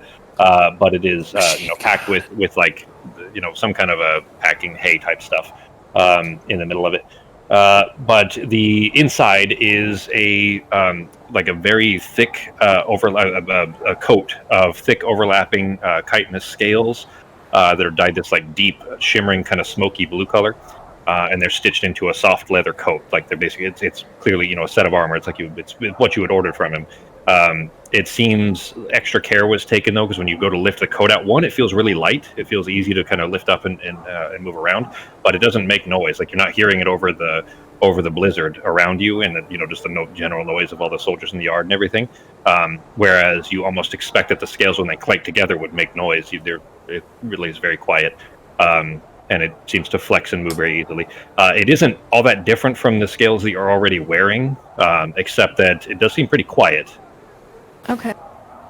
So he was able to do something to where it would be nice, but it would still be quiet with nice. They were originally kind of an off-white color after they had been detached for a while. The kind of color had faded from the scales, so he had dyed them, it seems. And they have this kind of nice shimmering color to it. When wearing this, you would have advantage in shadows on a stealth check, as long as you're not in direct sunlight on stealth checks, and no disadvantage on movement. Otherwise, as far as the armor class is concerned, when you ordered this, you were wearing cheap leather. So the scale set that you got, the emerald scales that the elves gave you in Termos, it's not going to be much better than that, except for those two advantages: that advantage on stealth checks as long as you're not in direct sunlight, and no disadvantage on stealth checks. Ooh, perfect. That's okay. fantastic. I'm gonna change into it before we leave. Okay. Nice out here in the snow. Yeah, it's a No, little I'm chilly going to my right now. room. Oh, all right. Well, I mean, you're wearing clothes under it too, and you don't wear Yeah. armor, like naked to skin. That would be extremely uncomfortable. But it is Still. actually nice. It is a nice soft leather too, whereas usually it's a little bit uncomfortable for most scale. What did you make that out of? Something we killed back here when we were It was here the first time. Itzkalamora scales, yeah. Oh yeah, the The itself. giant insecty snake flying things, the centipede, Yeah. centipede things. Those.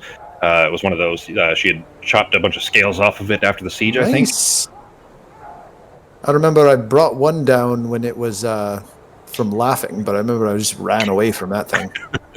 I think that was the one that rolled. Did he do that for you for free? Did he just make that for you all no cost? No, Oh, we paid for it. fuck! I'm broke as shit right now. I haven't made a single. Usually I'm making my living from singing and entertaining folks, but this seems like everything's non grata around here. It's doing all these free work. Do we get like health benefits or anything for doing all these things? What do we? You want a No. military stipend? Ugh, hazard pay at least. Unless you're actually part of the military, I don't think you get hazard pay, benefits, or pay at all. That's a bit rude. No pay. Kicking some snow around. Sonway looks over. So looks like you finished the tree. It looks Yeah. good. Thank That you. was for only an hour. That was impressive work. That'll more than do. There's certainly oaks where we're going. Oman Lore is it was partially underwater, of course, as I'm sure you know. But there's plenty of matching trees that I can get us to nearby. When the tree that you're taking us to, are we going to be like, is this a safe place that we're going to? On Gwynsair? No. Aye. No? A safe place out there? No. Absolutely not. I mean, it's safe enough. It's not.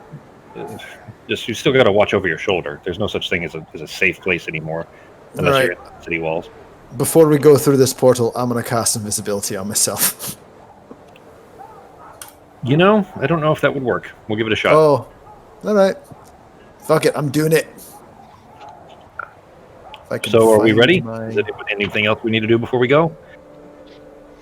I only get 2 Oh, today, wait. and as soon as we get there, Launder and I will probably head back to Termos. I didn't realize it was second level. Nope. So, all right. So, Launder, you're coming with us. Okay. Anything else we got to do? We've got the cool, creepy scale mail that I like on here. It's very, very fetching. Anything else? Norok, do you need a new loincloth or anything? The change of loincloth. Yeah. I think I'm good to go, man. All right. I think I'm fine. Oh boy, back to that hot freaking island. All right, then I guess I'll get started. And Sonway steps over to the. I gotta look at the spell. I don't remember what the cast time is off the top of my head. Over to the tree. If I can find her. There she is. We have to do transport via plants.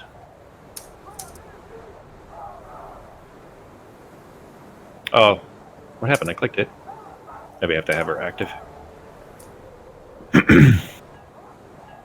Oh, it's only one action. Okay. She says, all right, then everybody gather around. As soon as I start this, there will be, you'll see kind of a shimmering, hallucinatory kind of effect over the tree. It won't look like a doorway. It won't look like anything special, but you're just going to have to trust me on this and run headfirst into the tree as fast as you can. I've seen this joke before.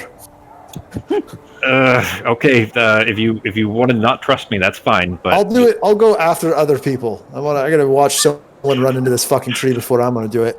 Well, all right, but we don't have long. There's 6 You're of us. free to We need stay get here through. if you want. No, I'm not. Go with it. There's no one else here. There's a giant army of dead people outside. I'd rather take the heat and the scorpion fruit than the army of deceased people. Aye. Launder agrees. There are 6 of us that have to get through it, though, so we have to move quick. So 6 Okay. of us, it's only going to be open for a few seconds, so you need to run head first quickly as you can. I suppose if we all run into it, I'm okay with doing that. I'll Alright. go first. I'll go next. I have to go last, so yeah, the rest of you just speed on through. Norok, you're really the only one I'm concerned with. I think we'll still be fine, but you're going to have to run and then kind of turn sideways at the end.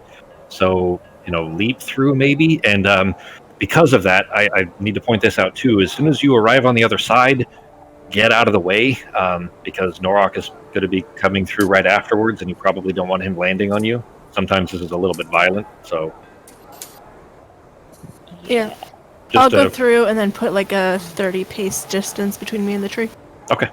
Just, go through and just keep on running until you're, clear enough. I'm going to get fucking crushed. Yeah, I'll bring Sai with me. Okay, you're going to just carry her then? Yeah, I'll just carry her. Okay. Did Sarah give me back the bag of holding? Yes. Okay. Okay, right. perfect. All right.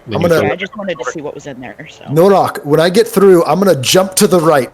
So if you get through, try to fall to the left so you don't squish me. As long as you don't trip, you'll be fine. Just my only concern is that we are coming through a tree on the other side, and there could be underbrush right at the base of the tree. It wasn't last time I was there, but that was also 6 months ago, and it does grow pretty fast, especially these days. So if there's a vine in the way or anything like that, and you trip over that, things could get pretty. Would it work if I rode the broom through? I don't see why it wouldn't. They should. Sweet. So I'm going to do that so I don't trip. Okay. All right, are we ready to go? Yep. Then, and she stands back, and you see her holding one hand straight out, palm facing at the tree, and then using the other hand kind of drawing circles in front of it. And you see this kind of thin green mist flying out from the left hand, from the one that's the palm facing it, that as soon as it impacts the bark of the tree begins to shimmer, almost like the surface of water, if you're looking at water that's being disturbed. And then she immediately starts snapping her fingers and pointing at the tree. With a rhythm? Okay, you all go barreling through as fast as you can then. Everybody give me con save. What am I doing? Everybody give me a con save. Ben, yours is at disadvantage because of your disease.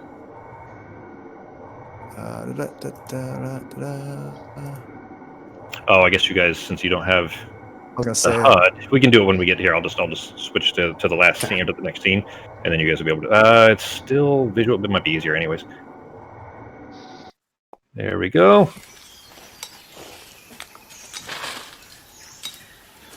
Natural 20 for... Oh, that was a deception check still. Con save for Fox. You rolled that with advantage, but we'll still... No, it's fine. We'll use the disadvantage one anyways. I mean, it's still 2, yeah. Well, it's actually a natural 1 that you got. It's just plus 7. So, Artemis Norok. What are you looking for? Why can't I do a... Is this saves on the right? Yeah, saves on the right, checks are on the left. Got it. For Pogo. Artemis, Norok, and Pogo, you guys are you run through as fast as you can. None of you trip or anything of that sort, but you are immediately just back in the oppressing, humid just weight of the heat with the humidity of this kind of ruined jungle island. You go rushing through and are immediately like just drenched in sweat almost instantly just from I pull out my sword as soon as I get to the other side and I'm clear of the thing. Pull out my sword and I ready my spell. Your feet, as you are running as fast as you can, kind of getting away from the doorway through the tree. Your feet are sinking into the ground just a little bit, like a good inch or so, because the ground is just a swampy, soft area around here. And kind of looking around, Pogo, you just kind of getting your gauge of your surroundings, make sure there's nothing hostile nearby as far as you can tell. There are just dense clouds of little flies that are called bite me's, and there's half a dozen of those vicious mockery on the clouds. Of these little kind of squirrel-like lizards that flit around, just dashing through the clouds, just eating all the little bugs. Do the clouds look dangerous? No. They're basically mosquitoes. They're like clouds of mosquitoes. But the reason, which are the little lizard things, are flying around eating them. Those don't look dangerous either. They're squirrel-sized, like flying squirrels. But you all rush through as fast as you can. Norok, as soon as you are through, you don't trip over anything, but you immediately just like there's just an immediate like jerk in your stomach, like your abs tense up all of a sudden, and immediately you just kind of fling forward and just vomit like right onto your shoes, like you can't even hold it for any amount of time. Immediately, just emptying what lunch and breakfast you guys had had in the at the crow's nest. Still, like just this obnoxious pain from the lingering injury that's still, from the wounds on your stomach, anyways, where you're constantly testing the muscles of your abs there.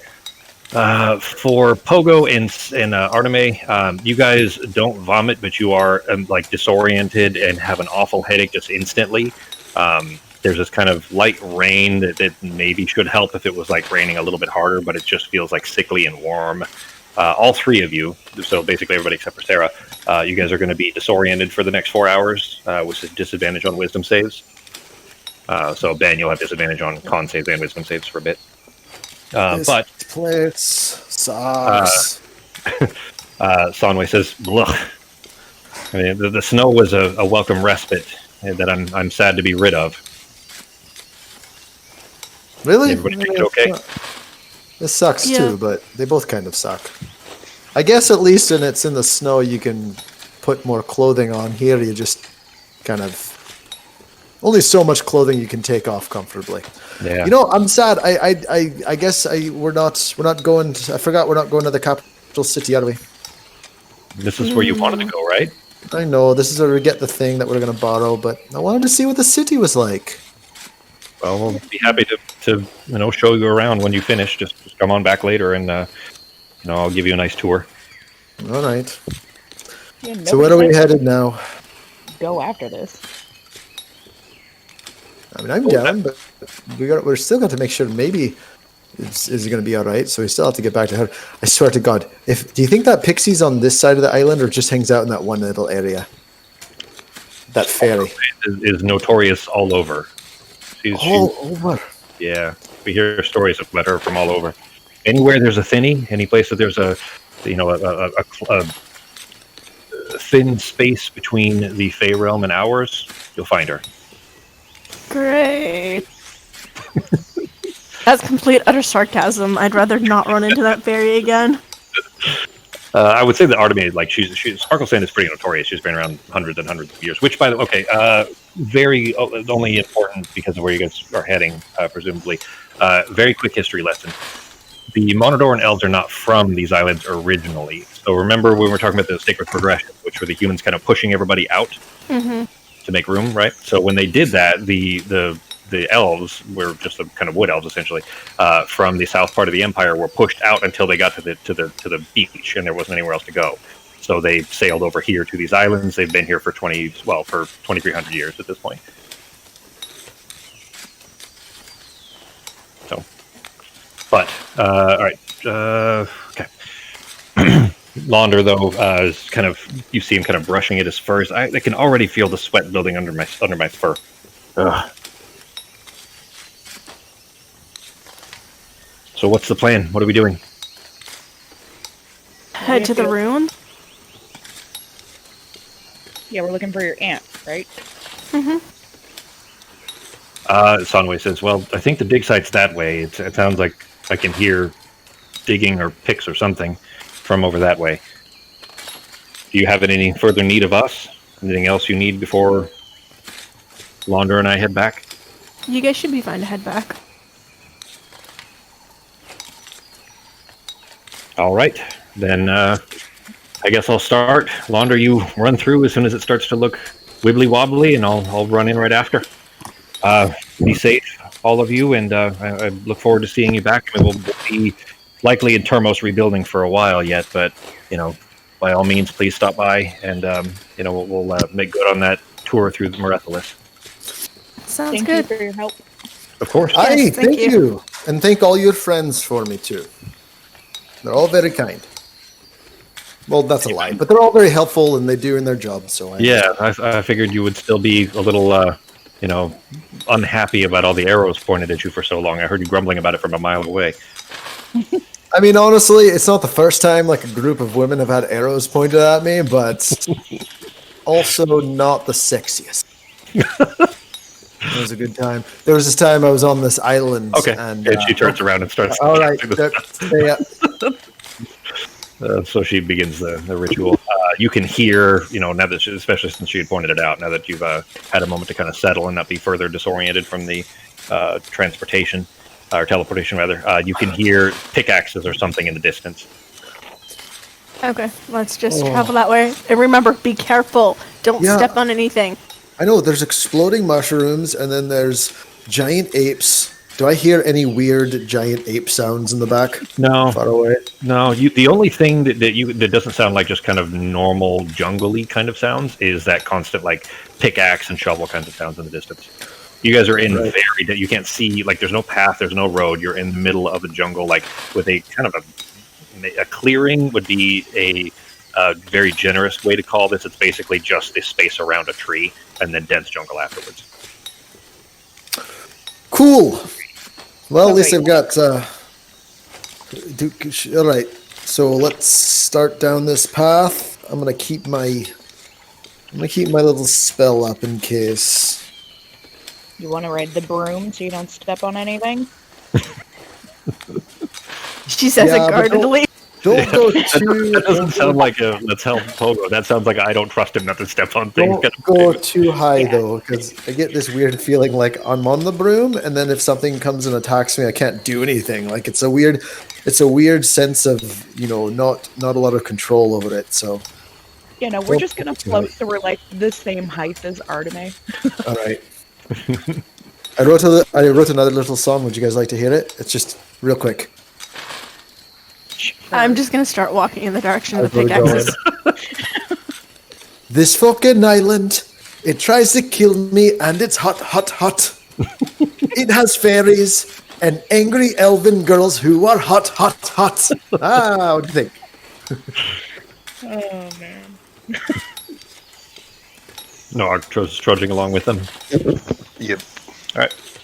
Then you realize as soon as you start moving that you are on, despite because you can't see like any amount of distance, it's hard to tell like elevation wise where you guys are, but you are on kind of a slope and it's leading downwards. So you're moving downwards at a pretty maybe 30 degrees angle, which is pretty steep. It's just that you're so dense jungly area that you can't really see anything to keep that from disorienting you.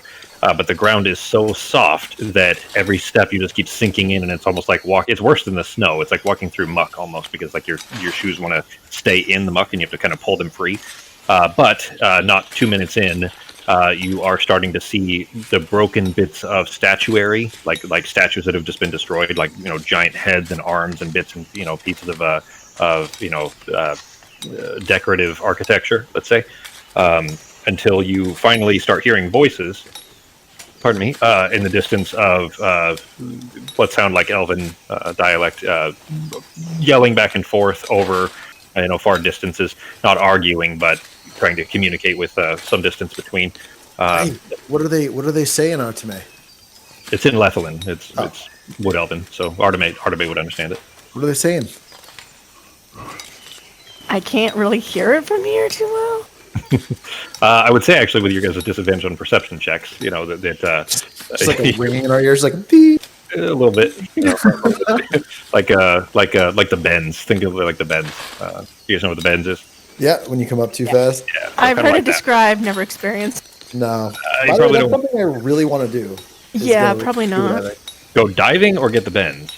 Well, diving. I don't Okay. want to get the bends. Yeah, I was gonna say like you with all your other problems, I don't think you'd survive. No. I would just. I just bad. pop. Yeah, but that part of it, anyways, like the ringing in the ears portion of it for sure. The kind of constant background noise that you just can't get through. But when you do get a little bit closer, you start. They're just shouting back and forth about the progress and what they need to do next and things like that. Just kind of the simple explanations of an excavation site. This is an archaeological dig, of course, which is what Artemis, exactly what you would expect for your aunt, of course. They all know we're coming, right? Your aunt knows we're coming. Like it's not a repeat of the other day. Well, she doesn't know because there's no one to contact her. You hear a shout. Pardon me. You hear a shout from probably Hiding behind Artemis.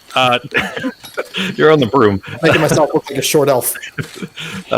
With your hat. Yeah. You hear a shout from about probably 20 feet or so to like off to your left, like just in the woods, basically, just in the dense brush. And it's a female, not a voice that anybody recognizes, but she shouts, we knew you were coming. The Elantari had sent message. Oh, that's great then. I mean, it's good too because other than you, of course, Arteme, the rest of you would probably have not been looked too kindly on if you were just randomly to appear here, especially these days. But and you hear through. Actually, do I even understand? Are they talking in Elvish? No, she's talking common? in Minion, yeah. But she's climbing out of it. She says, "I saw you change, Gleam, and I was not confused in the least." I'm immediately going to change it back and be like, "Yeah, I was just playing." Oh, I don't hold it against you. It's fine. I understand your I like this. You're the nicest elf we've met on this entire island so far. Everyone else has been very mean to me in particular. In this kind of business, we can't afford to, not be friendly. There's enough hostility going back and forth these days, and on top of all of that, with the news of what you all had done to earn the Elantari's discrimination, we could certainly afford to be friendly to you. No, appreciate that. Does that come with like a reward or anything? Like I'm just gonna smack him. Yeah, I'm gonna elbow him. Sorry. Just she's still kind of clamoring. I mean, no, it's a thankless job, and some people would call us heroes, but Begrudgingly, I would agree. I would just call it a normal day. But that said, Miss Arteme, if you would like to see your aunt, I'll happily take you to her. Yes, please. All right, then by all means, follow me. Watch your footing closely. Of course, that broom's a fantastic idea, as long as you can keep from, stepping into the more dangerous turf out here. But follow me. Once I was wearing sandals and I was walking through a river and it was mucky, and then my sandals are still in that river. Yeah, that sounds like a real life story to me. Yeah. But she kind of continues trudging along. She's wearing like what waders are, like hip waders are, like for fishing. In a river. She's wearing that. Like that's the proper attire for what she's doing, of course. And is still kind of trudging through all the brush. But she takes you on down, continuing down the slope until it does actually open up into a wide open area. And the architecture is certainly elven. It's not. So this is only information that Arteme would know. So I'm just going to leave it as it is, and then Arteme, I'll fill you in probably at the end of the session because this will be relevant for later on. So only Arteme would recognize why that's important. Because the rest of you have never been to Gwynsair before, or understand who was here before the elves, basically. That was the reason that I pointed out the elves have only been here for 22,250 years of that there, since the humans arrived. But anyway, she continues taking you down through these. You start seeing, very thin elven columns that are kind of cracked in multiple places. Some of them still standing, some of them tipped over and broken into bits and pieces all over the place. You keep having to kind of go around things that they've cordoned off, where there's like police tape type of stuff, basically, essentially kind of cording them off so that they can, dig them out safely without people walking over it. But she keeps kind of passing it through. You're seeing elves all over the place. You occasionally even see dwarves, which you find strange. But a few dwarves that are, working very delicately with, small pick hammers and things like that. Are any of them wearing anything that looks like nicer attire? Anyone have any decorations adorning on them? Anything like that? They're all just workers. Dirty. Go ahead and give me a perception check. I'm just curious. I guess so. What are you trying to? Are you looking for somebody that's seeing if there's someone who, in charge? More like isn't necessarily there to work, especially if the dwarves, like if there's someone there who maybe is running that show or like is in charge of that group. I want to see if there's someone who has money in this group. Okay. A rich person. Perception check. Not great on perception. Looking through the basically they're mostly spread out, sometimes in twos, but other than that, they're usually working, like there's occasionally, a couple people together, but for the most part, everybody's kind of just spread out and they're working by themselves. I'm going to ask her aunts, Why are there That's dwarves? not her aunt. That's her. You haven't met her yet. She's just taking you to her. I'm gonna ask this lady. Why are there dwarves working with you here? When did this come about? I mean, we've been working on cultural relations for some time, but you know what? I'm going to come right out and say it. She kind of looks over at Arteme. The other species, there's been a lot of pushback lately. The group, and Arteme, you know all about this. There is a group called the Inuadham that are extremely anti-human, and unfortunately, oftentimes your people, including you, Yog, and she looks up at the rock, she calls you by your species. Sometimes, unfortunately, your people are kind of lumped in with them. Not here, mind you. None of us are of that mindset, but the Inuadham, by the way, that Fox would be familiar with for sure, are a terrorist organization of primarily elves and dwarves. Here, in fact, I'll just give you guys the. Here you go. I forget that doesn't remember paste in text. That sucks. Basically, so that they're a terrorist group of elves and dwarves primarily that are trying to get the government to fight back against the humans to kind of push back and take their native lands back. Okay, what's the group's name? Because I don't think it's on the little blurb. Oh, sorry. There you go. The Anuidhum. Oh, I almost spelled it right. I was only off by 4 letters. I mean, so that there is They actually believe that it's pronounced I need a ham. they are. I put the last word of that they're derisively called hammies by humans. Hammies. Yep.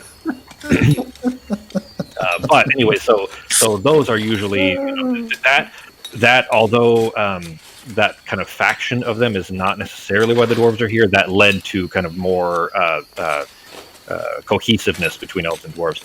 And so anyway, she mentions this. She kind of explains a little bit of the history for you guys, but of course, Arteme knows all of this already, having grown up around them. Inuadham have been around for 150 years. But anyways, while explaining all of this, she kind of explains, and we kind of, as much as that is a negative stain on our cultural history, I mean, who better than dwarves to dig, right?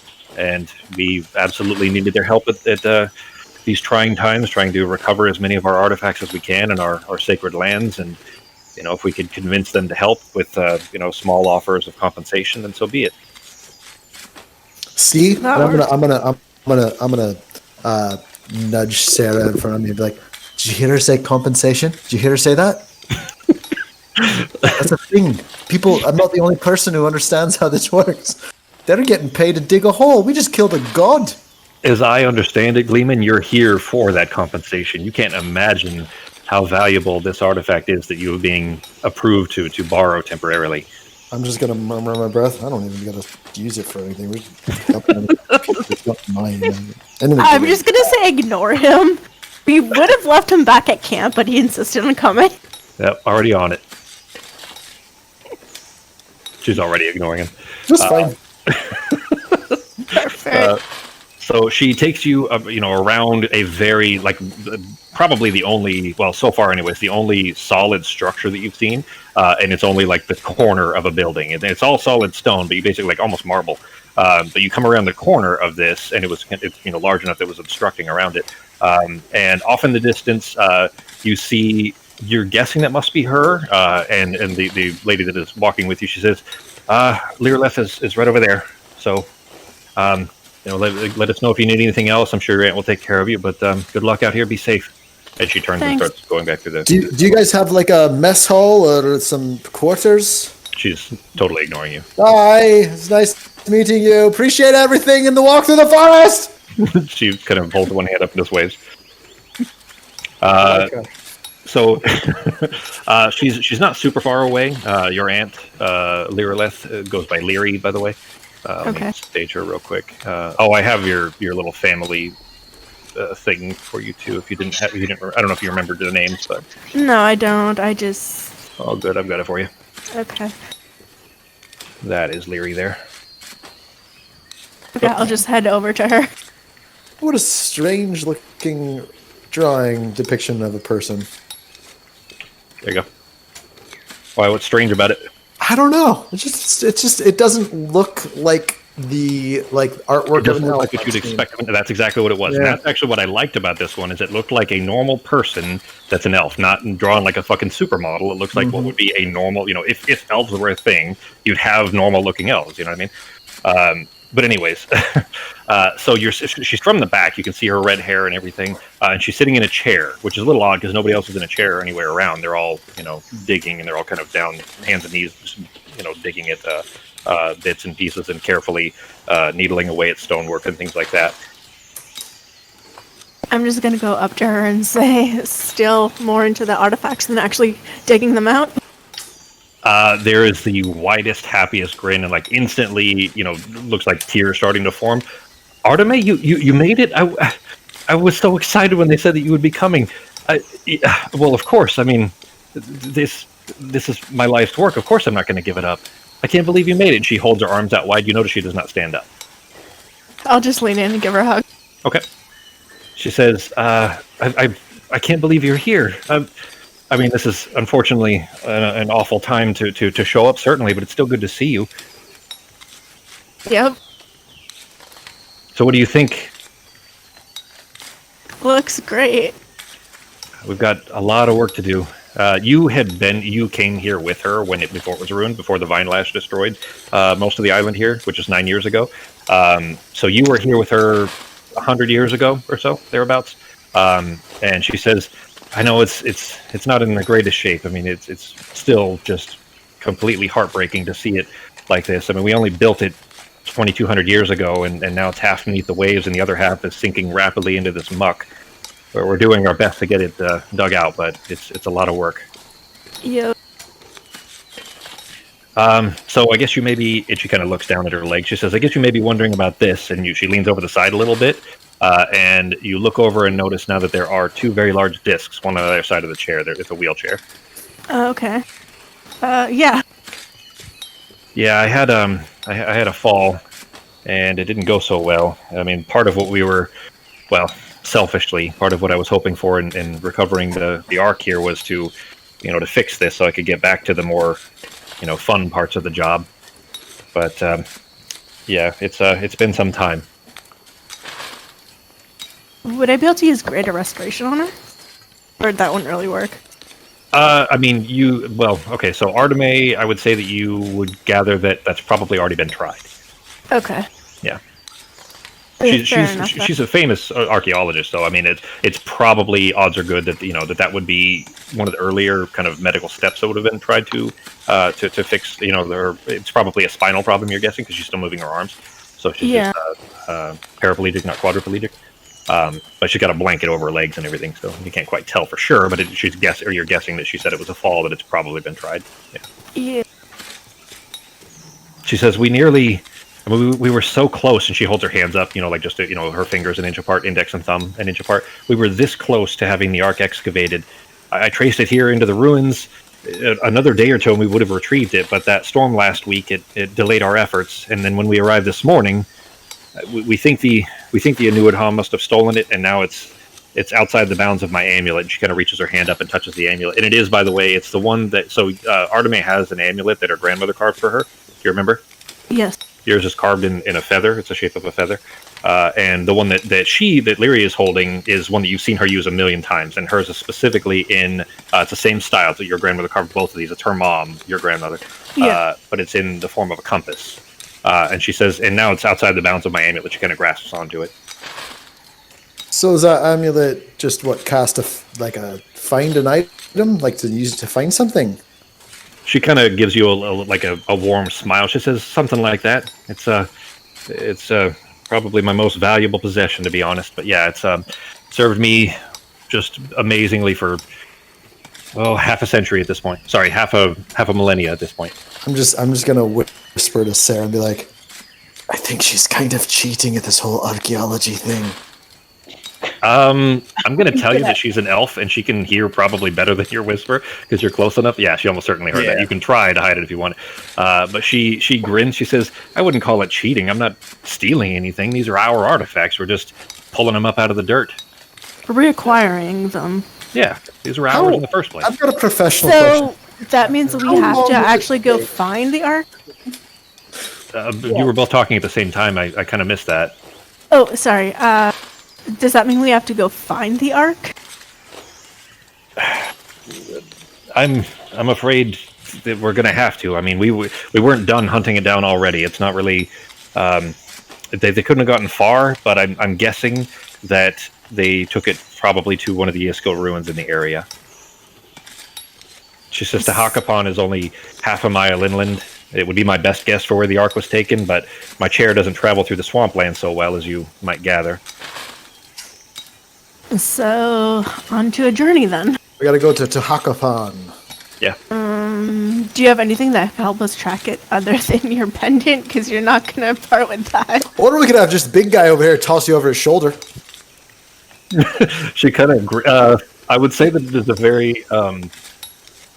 How would I say this? It isn't super awkward, but like a grin, like a flirty grin, I guess, at Norok, a little bit. She says, "Oh, I don't think that'll be necessary, but I would probably enjoy the ride." I have a professional question. How long do you have to wait until it becomes from grave robbing to archaeology? Like, what's the time period? We're not digging up bodies. Not one body. There's No. not one body. Well, occasionally we're digging up bodies. Today we're not digging up bodies. Just run. I mean, sometimes you dig up a body. You know, it's like, is it 100 years? Is it like 2,000 years? I'm asking for a friend. Look, If you're digging up a crypt, either way you're going to find bodies. You might find some precious things, but 100%. normally people dig up ruins or ruined cities to where maybe there might be a graveyard, but you're not normally going to just randomly dig up a graveyard or a crypt Let's unless just you're say- specifically looking for something that a family wants back. Let's just say you're an archaeologist and you're investigating some ruins. And you come across some crypts, and they're, let's say 800 years old, and they have all these artifacts buried with the people. And you take those artifacts and you put them somewhere safe, like in a museum or back at the Capitol, to hold on to them. Now, all I need to know is what amount of time do you have to wait until that's acceptable society-wise? like 3-4 weeks is fine. Oh, I mean, interesting. All right, okay. I would just look at her and say, don't give this guy any ideas. I mean, that's not a lot of time. I mean, that's all right. We can make some money, guys. I have an idea. I've got a business idea. Proposition. We did the archaeological thing. It was not fun. Speak for yourself. That was probably Artemis, last, like, her happy time anyways, was that tomb, the Masensu's tomb, when you guys were, digging through that. And the puzzles in the other one, I loved that. Come on now. Oh, I didn't mean Fox. I meant the last time Artemis was really happy would have been, in her element of digging through the temple. Oh, no. The other part was, like, we were digging through the other place, too, and then we came to that puzzle. I like that part, too. That was after the Mitsetsu's tomb, or was Okay, it I know what you're before? talking about. Yeah. That's Yeah. actually where you guys ended up collapsing the place in on and Yeah. died trying to escape. When the lady was sacrificing the snake men. Yeah, that part was fun, too. Yeah, no, that's not good. I mean, you guys did almost, die with that temple collapsing on you. Having to cut out the hearts of things that are already dead. Okay, that part wasn't necessarily fun, but just being, like, in the ruins and searching for stuff, that part was fun. Nearly being buried in sand when that trap was, suffocating you guys in the room. Yeah, by the way, that's Sarah making those comments. I think it's a lot of fun, but Sarah does not. Yeah, I figured, but, like, Arteme and me would have found that fun, so whatever. And Fox was being buried in sand, nearly to the point of suffocation. Well, no, anyways. like the exploring the place, Yeah. not where it collapses, but And that map, do you remember that map? That was fucking awful. I was trying to hand draw a map like as we were going because I didn't have anything to build it from, and there weren't like web tools to do that yet.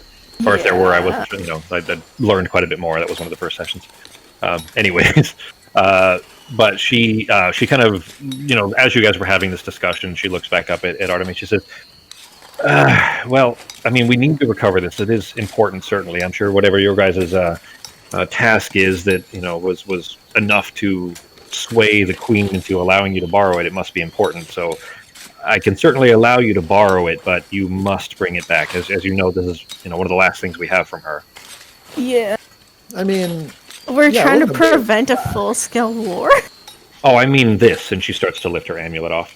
oh, Yeah.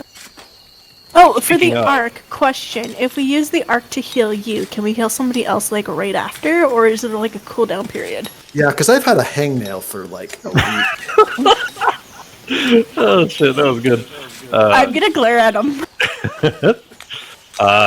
No, the Wood Sage's chorus is a den arc. It's more than powerful enough to, be used multiple times. Do we know what it looks like so we know what we're looking for? As at least all the pictures that I've seen of it, it looks like a crown, like a. So for you guys, it would look like a laurel crown. You guys know what laurels are? Yes. So like think of a Roman senator or a Roman emperor, where they have the kind of torque shape, like the C-shaped crown that's made out of leaves. Essentially, that's what it looks like. Okay. And that's essentially what she described. So it looks like it's made of leaves. Really, it's some kind of a stone. We haven't been able to quite figure out what it is. But to be honest, we didn't spend too much time studying it, and now, well, we kind of can't, of course, until you guys find it. So, I just didn't want to like walk by it and not grab it if it was, that. yeah, I mean, it'll. I can't imagine being anywhere near it and not immediately knowing what it was. But then again, I've been studying it my whole life, so. Now for this, though, and she hands her amulet to Artemis, she says, "Did you, by the way, your mom would be curious to know, did you ever figure out what yours did? What your Nope. grandmother instilled it with?" No clue. You have no idea? Have you tried like holding it?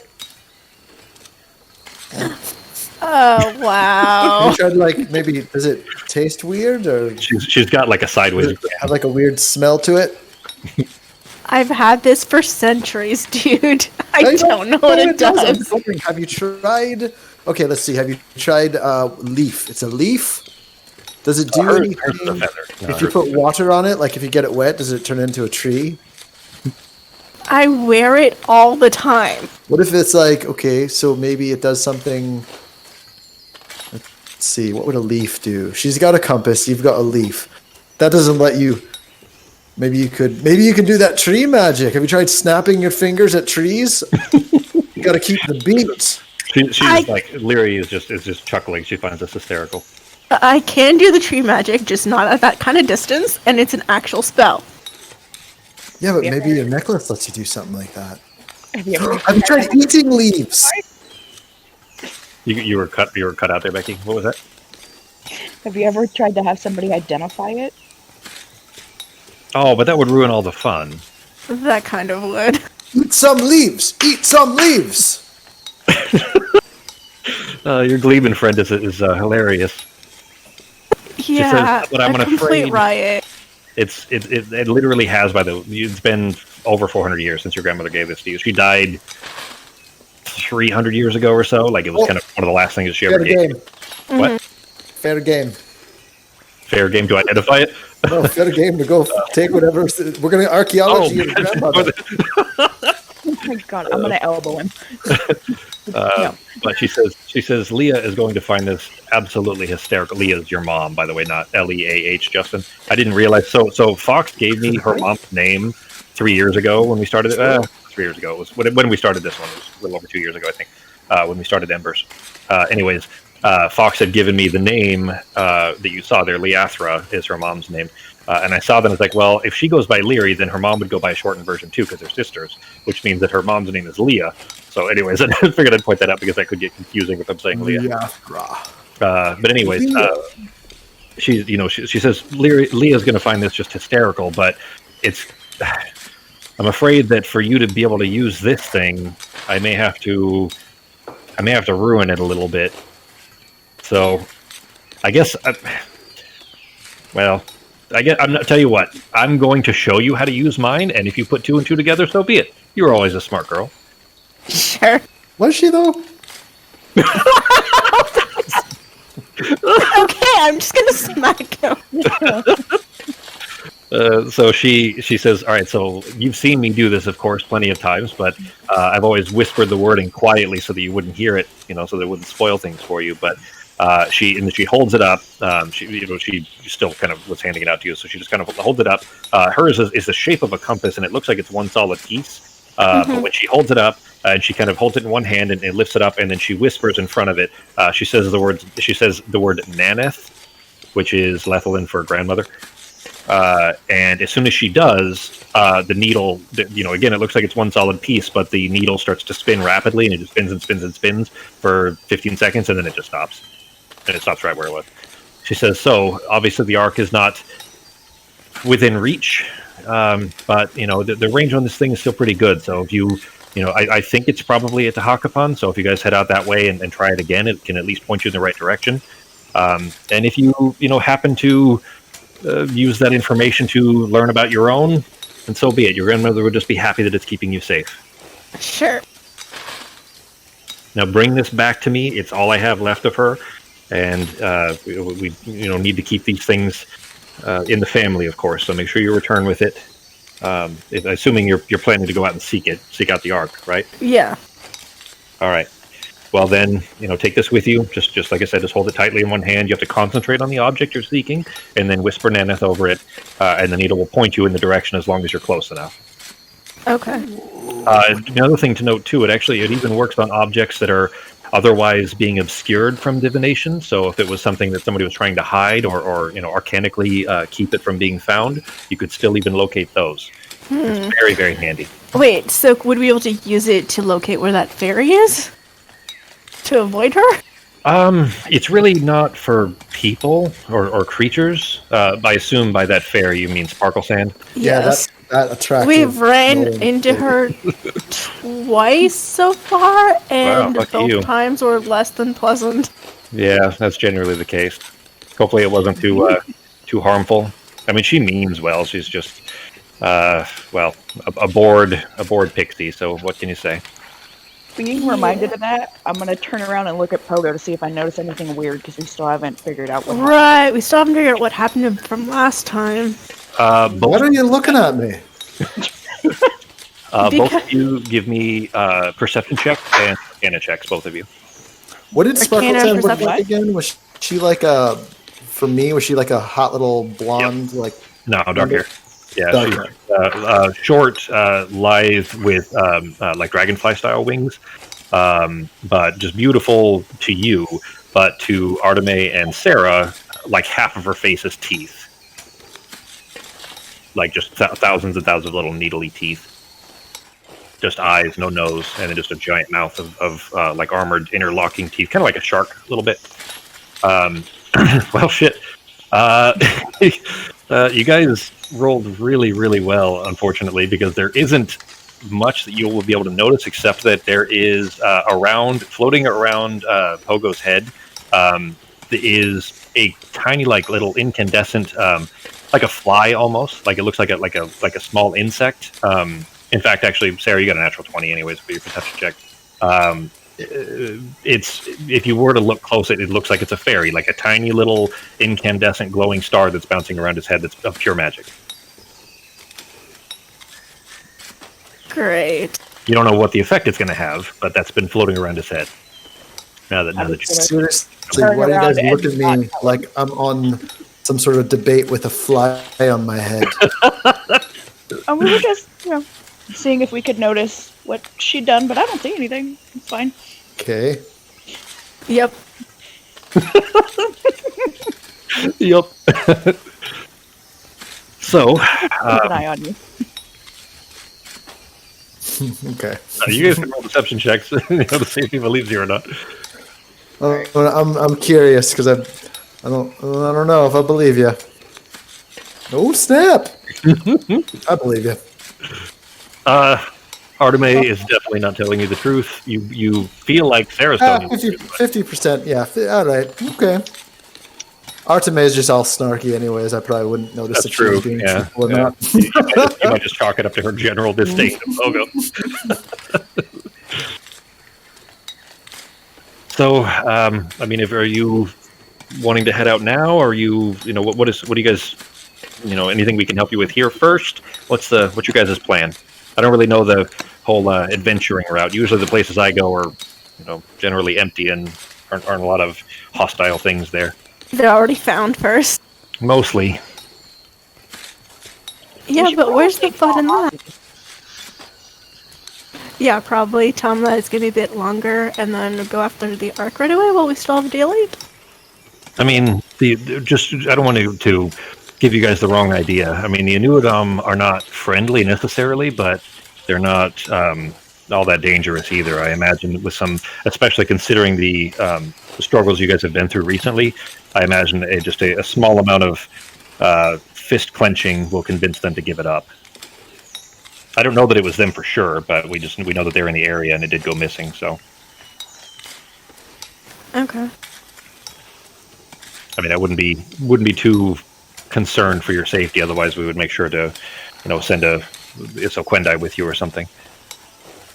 Do you have any new rituals? I mean, that's never really been my forte in the first place. I mean, not here. I'm sure, if you want me to send for your mother, I'm sure she might, have something new for you to learn. No, I'll go visit after. Okay. She's going to be happy to see you anyways. Yep. So anything else we can do for you here?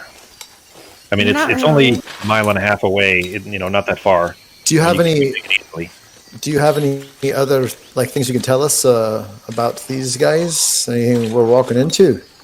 I mean, at least the squad that was in this area, there's only 6 of them, so I don't think it's really, much to be concerned with. I imagine they were intending to steal it and maybe trade it back for the approval of the government, or to at least, bend an ear to get some people on their side. But apart from that, I don't really expect that they're going to be anything too tricky.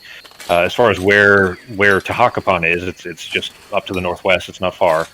Are these people more fighters? Are these people more negotiators and? No, they're skirmishers. They're yeah. They're not exactly, they're not politicians or anything.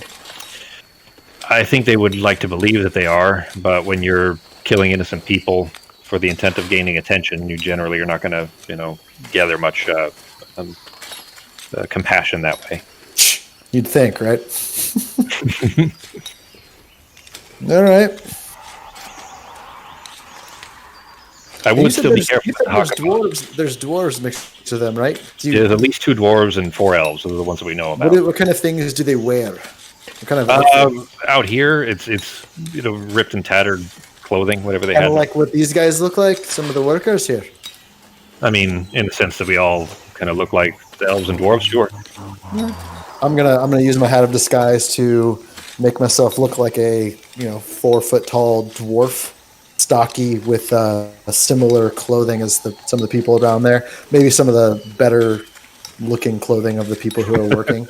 And well, that's a handy trick. Does this here look more dwarvish? Is this close enough? Sure. Right. You can blend right in. Not sure that's going to help with your personality, though. I'm not sure much will help with my personality, so... I like him. I think he's funny. Funny, yes, but if you're traveling with him for a little while, some of the antics get old. At least I don't fart in my sleep. I just look at Norak. That's called misdirection. All right, well, be safe. I mean, it's not far. I don't imagine it would take you too long, but I mean, the place, we never really fully excavated it.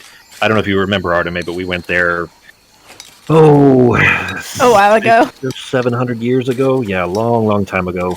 And it's, the worse for wear ever since. I mean, we haven't had any official, further expeditions to Tahakapan, and it wasn't in great shape then, so I can't imagine it's in good shape now either. So certainly be careful in there. Expect the normal spiders and snakes and things like that, certainly. But I mean, as long as you can find the Inuadam and get them to hand you back the Ark, I'm sure we'll see you this afternoon. We can have some lunch. hopefully maybe see your mom if we can make it back in time, and then we'll I guess see you off. Yep, I heard monk. definitely. Are you gonna do dwarf this whole day now, like without the dwarf accent? Keep on as long as I might try to. I gotta tell you, Justin, I can't do the accents, but in my world, dwarves are Cockney. They're not Scots. Okay. Yep. All right. Cockney accent. Let's see here. Boy. Really? Cockney? That's That's fine. not I'm talk like that. I don't matter do it. Yep. We'll try it. I should have I gone don't with know like, if I would say that. babushka or something like that, like old Russian grandmother. Anyway, all right, then you guys heading out. Yes. Right. It's a relatively clear area because this time you're actually going up. So you were coming down the slope before where the tree that you guys came in, where it was getting harder and harder, like more mushy. You were coming down the slope towards where the sea is essentially kind of soaking up the ground. So you're actually leading into harder dirt, thankfully.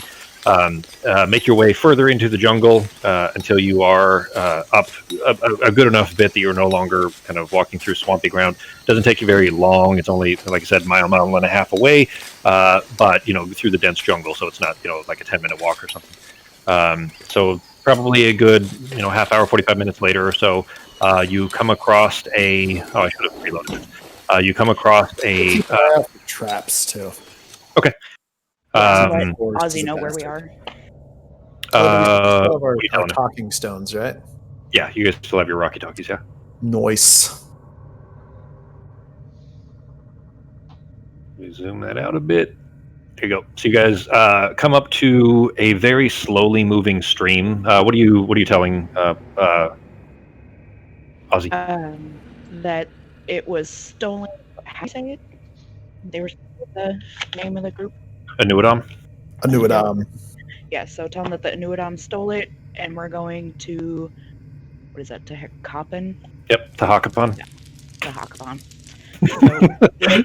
Do I make the words too hard for you guys? That sounded arrogant. Do I make the words annoyingly complicated? It's not on purpose. I try to give them, so they all have root languages and things like that. Like I try to give it a certain realism to it. Like Tahakapan is a Mayan word, and you guys will understand why here shortly, of course.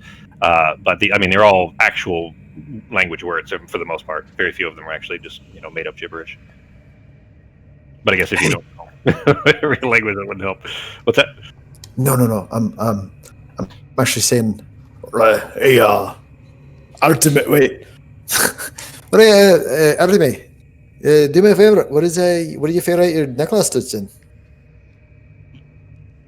Sorry, what? What do you figure out your necklace does? I'm gonna do that later. I mean, I'm kind of curious about it. Hey. Definitely do that later. All right, sounds good. So, is that dark like this in here? Is it nighttime? No. You guys. Shit. Can you guys not see? Is it dark for you guys? I see a Yeah, room. it's dark. I see a bit, but Well, yeah, okay. So hang there on. we go. So it's you guys should be able to. Like when I click on you guys can see.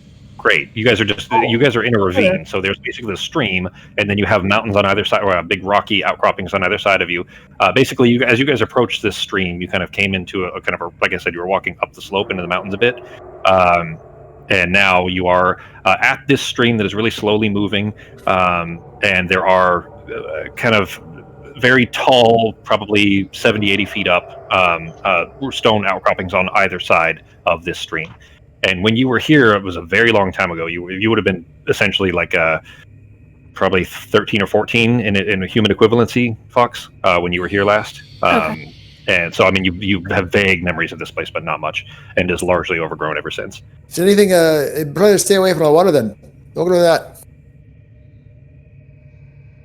You right? Don't go to the water. You don't know what it's gonna do. wait, what? Don't go to the water. Don't go to the water. The water's gonna mess you up. The water is gonna mess you up. We gotta stay away from the water. The water's fine. We don't know that. Who It's knows? not red. I'm gonna go and dip my hand into the water, like just like part of my fingers to prove the point. Okay. You Yeah, hey, dip your man. hand in, and there is instantly a small biting feeling on your hand. You yank it out. You don't see anything on your hand. It seems fine. Like it hurt. It was just a quick bite type of feeling on your hand. What all right? Okay. See, Give me nothing. a perception check, Fox.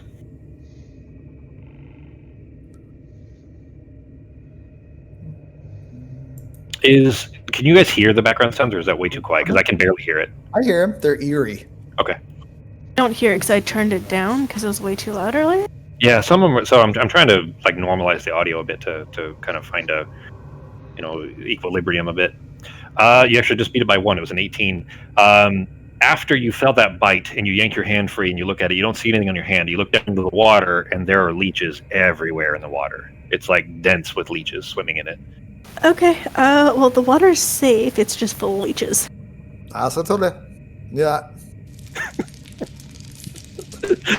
For real, not even like I didn't start this. Justin did this. This is like the 4th accent that Justin's trying to use for this game.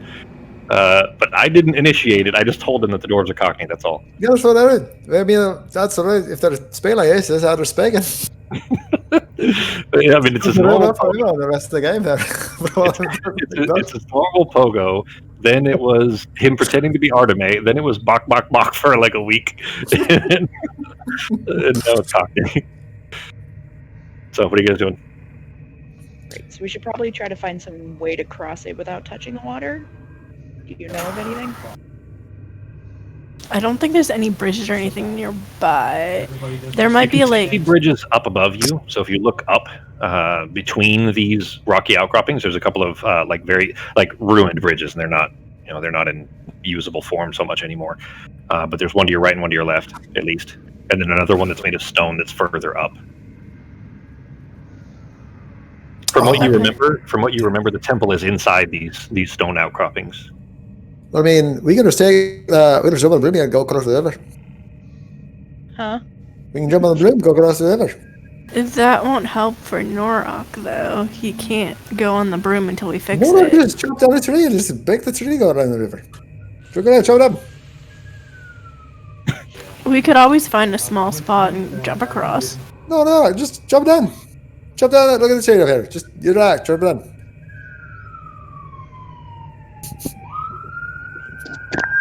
That accent is very hard to understand. There's no, It's not really Cockney. It's mostly gibberish, but he's trying. There's a little bit of Cockney. It's just buried under gibberish. Well, actually, now that I think about it, I think I might be doing. That might be actually not Cockney. It's called me more the one that's like the thick British like this.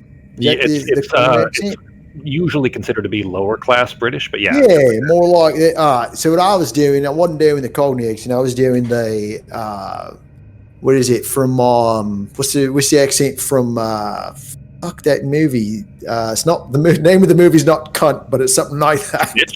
Snatch. Snatch. That's what it is. The name of the movie is not Snatch. Oh shit. No, the Brad Pitt movie from when he does that, he does the. So that's called pikey. That's something. Pikey. That's I got pikey confused with that. Yeah, pikey's real hard to do. It's fucking hard. Like impossible to understand too. So no, I can remember do the lower class, the low class British. it's usually considered to be lower class. It's Lines in the spine fall mainly on the plane. All right. So what are you guys doing? Why don't you just chop that tree down over there? Go and get that big old whack with the axe. Let's just go to the stone bridge and be careful. It's not. It's way up. It's not Way up? like not. I don't mean like east or west. I mean up, literally up. It won't help I you. don't even know what bridge you're talking about. So we just. So she then points the up, street. like she points up in the air 80 feet, and you look up, up in the air 80 feet off to the east a little bit, and then way, way, way up. And between these stone outcroppings here, one to the north and one to the southeast, there's a stone bridge that goes between them. And then just, well below that, like 20 feet up to the right, there is like a rickety wooden bridge and another one on the left, and both of those are like half destroyed. There's just like basically a little bit of rope left with, a couple pieces of wood hanging from it, that kind of thing. You talking about the bridge 80 feet up there? Yes. Do you know how I to mean, I'll- get up there? We can climb. We can go up on the broom. Nora can just climb. There should be a trail to get up to it. It is. You just go in through the temple. You're at the entrance. You just got to go north in through the temple. You just got to get across the water is all. Right, we'll all go that way. I say we just chop this tree down right here. Up to the northeast, it's only 15 feet across, like 10 to 15 feet across. Nora can jump that. So can I just jump where I am now, like over here? Jump You across? probably not. That's 15 feet right there, like a solid 15. And you won't be able to jump that. But off to the northeast, up even further, up there, Okay. Norak will be able to jump over like that up there easily, like without it. Like that's below his passive. Okay. Right, Do I have anything to help with this? Let's So see if we I could can- go on the broom and Nora could jump across here. Yeah, if you wanted to. Okay. Which one of you has the least likely ability to jump over this thing? all of I'm gonna us. say, hey.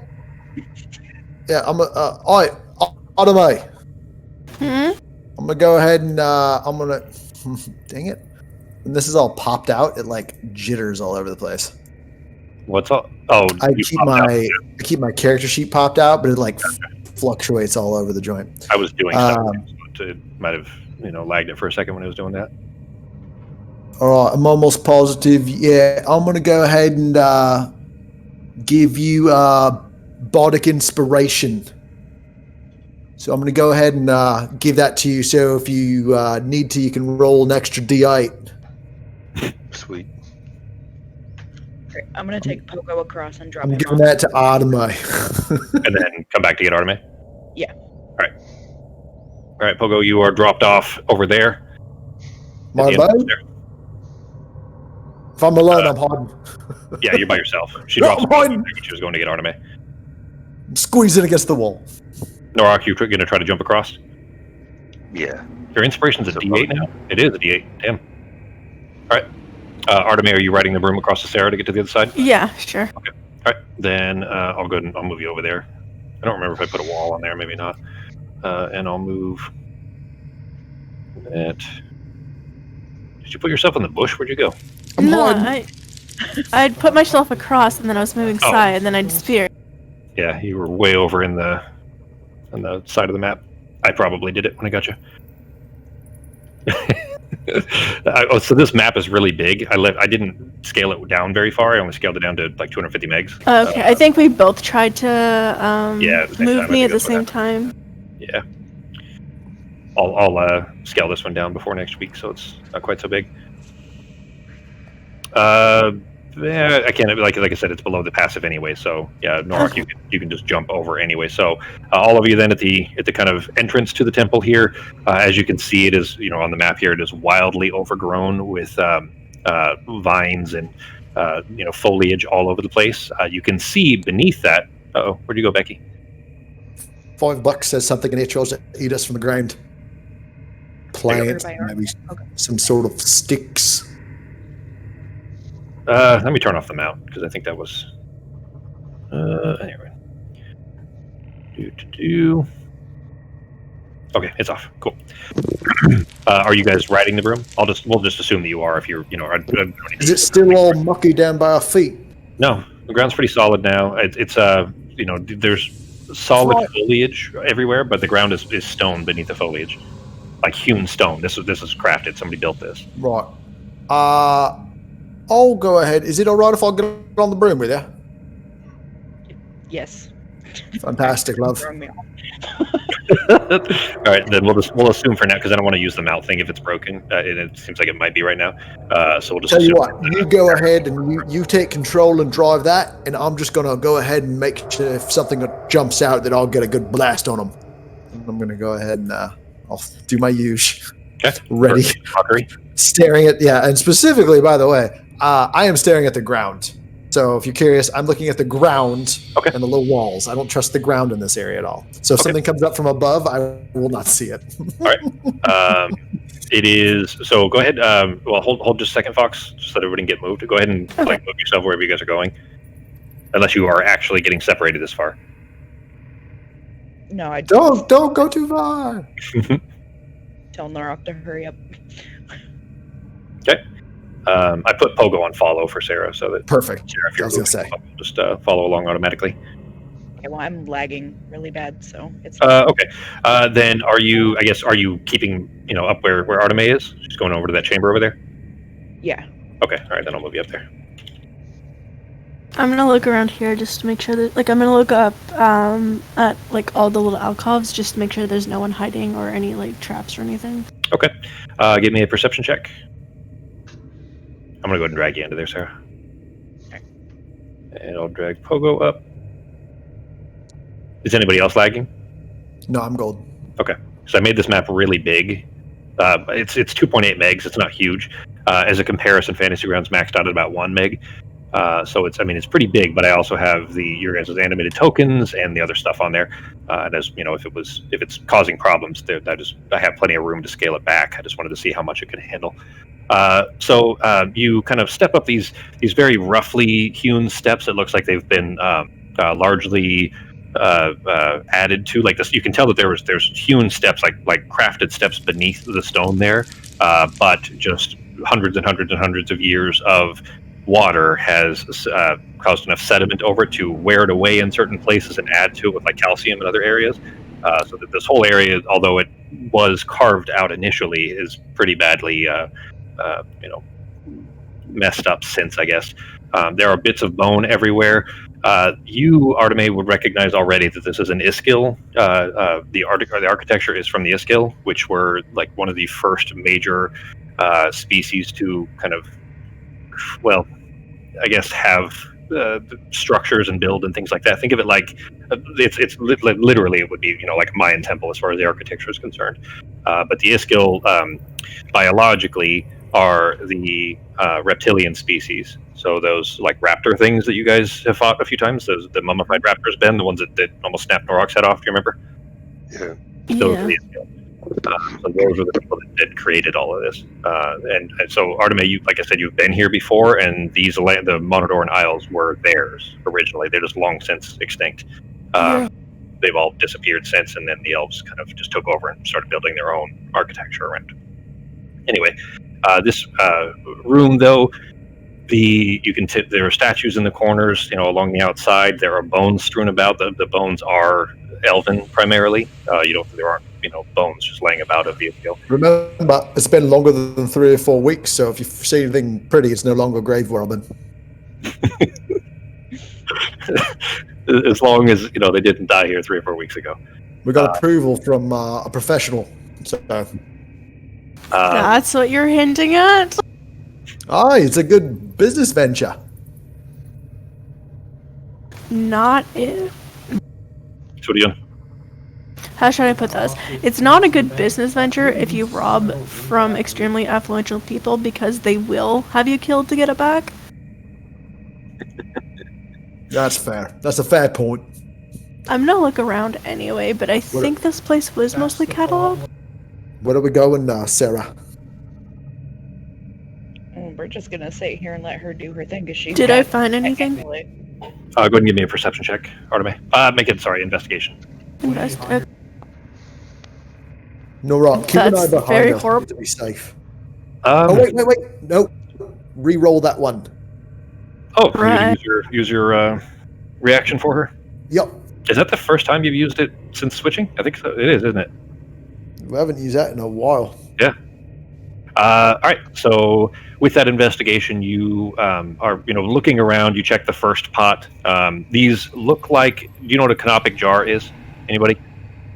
They look like they were intended to be canopic jars. Canopic jars are if you're mummifying something, what you put the organs inside of. And that's the style of them. But you check the first jar in the north over there, and it's full of ash. It looks like whatever it was has long since kind of desiccated and turned into nothing. And you go to open the lid on the second one, and as soon as you start to lift the lid, you notice that there's a giant hole, and a very large hole in the bottom of the jar, like it's just been cracked. And as soon as you lift the lid off, you see a twitching furry leg pop up out of it. And immediately a very large spider bursts out through the lid, reaching out in your Can I use my reaction? Yeah, go ahead. No, I can't. Well, I don't Oh, know. How much time was between that and that? I don't know. It's been more than 6 seconds. That's fine. Okay. Yeah, you still can. But it does leap out to bite Artemis as she jumps away. I'm gonna use Shillelagh and smack it. All right. Bite is a 14. Actually, your AC is better than a 14 now with your new scale armor. I did put that on there, but I think you're like a 16 now. Phew. Doesn't show my armor class is just blank. If you click it. Oh yeah, it is 16 now. Yeah. Okay. But either way, like you're definitely above that anyways because I already knew what it was. With your new armor, your old one was 16 anyway, so it doesn't change. But it leaps out, tries to sink its fangs into your arms as you lean back, and then just grab the staff off of your back. And as you're making the swing, it grows its spines and its sharp little thorns and everything. DC 17. It does not make it save. I got a 3 on its save. What are you shouting at a spider to hurt its feelings? Why are spiders bad at driving? Because they always spin out. Is that a spinning a web joke? Is that what that was? Yeah, that was pretty terrible. Yeah. Okay. I just read the first one I saw. I should cut it. It was 5 damage, but I should drop that down to like 3. I'm kidding. But both that and the impact of the stick smack it square in the head. It is still skittering about, but it immediately just retreats back into the jar. Okay. Maybe we shouldn't go opening jars anymore. Just Maybe we should just murder spiders and eat their corpses. Ew. Sorry. It's a dwarf thing. Yeah. It's a dwarf thing, isn't it? No. What's in the one? You check that one too. I was assuming part of the Just use investigation. mage hand. Right. Here. Okay. Gotcha. Step back. I'm just. Is there anything else that needs to be opened in here? No. Those were the only two. I'm Those gonna use Are it. just Statues statues? the statues are definitely a skill, but they're not like there's nothing to open that you can see. Hey, Sarah, Yeah. Sarah, fly forward. I'm gonna poke at things with a mage hand real quick. Oh my god. Fine. Let's just Totally just poke at opened it. stuff. You never know. It's What if there's a- terrible. You poke at No. stuff. All right, Is this- then as you fly forward, well, okay. I mean, even if you guys are still in the room, anyways, you can still see it. You see scurrying up the wall of that spider, scurrying up the wall and then around like a crack, and then he's gone again. Poke it. Let's just leave this room. We can come back. Let's check the I'm other gonna one. stay. I'm keeping the broom like in the middle, so I'm not close to any walls. Okay, you don't want a spider crawling out and grabbing you. No. Guess Okay, there's nothing here. I'm re-readying vicious hang on. mockery. You gotta give me a second if you go Right. over. I didn't know what you were doing in that room. Then as soon as you stepped into that room, you hear kind of a quiet moaning coming from over by the statue. Okay, I guess I'll go slowly check that out. Okay. It sounds like somebody's injured, is what it sounds like.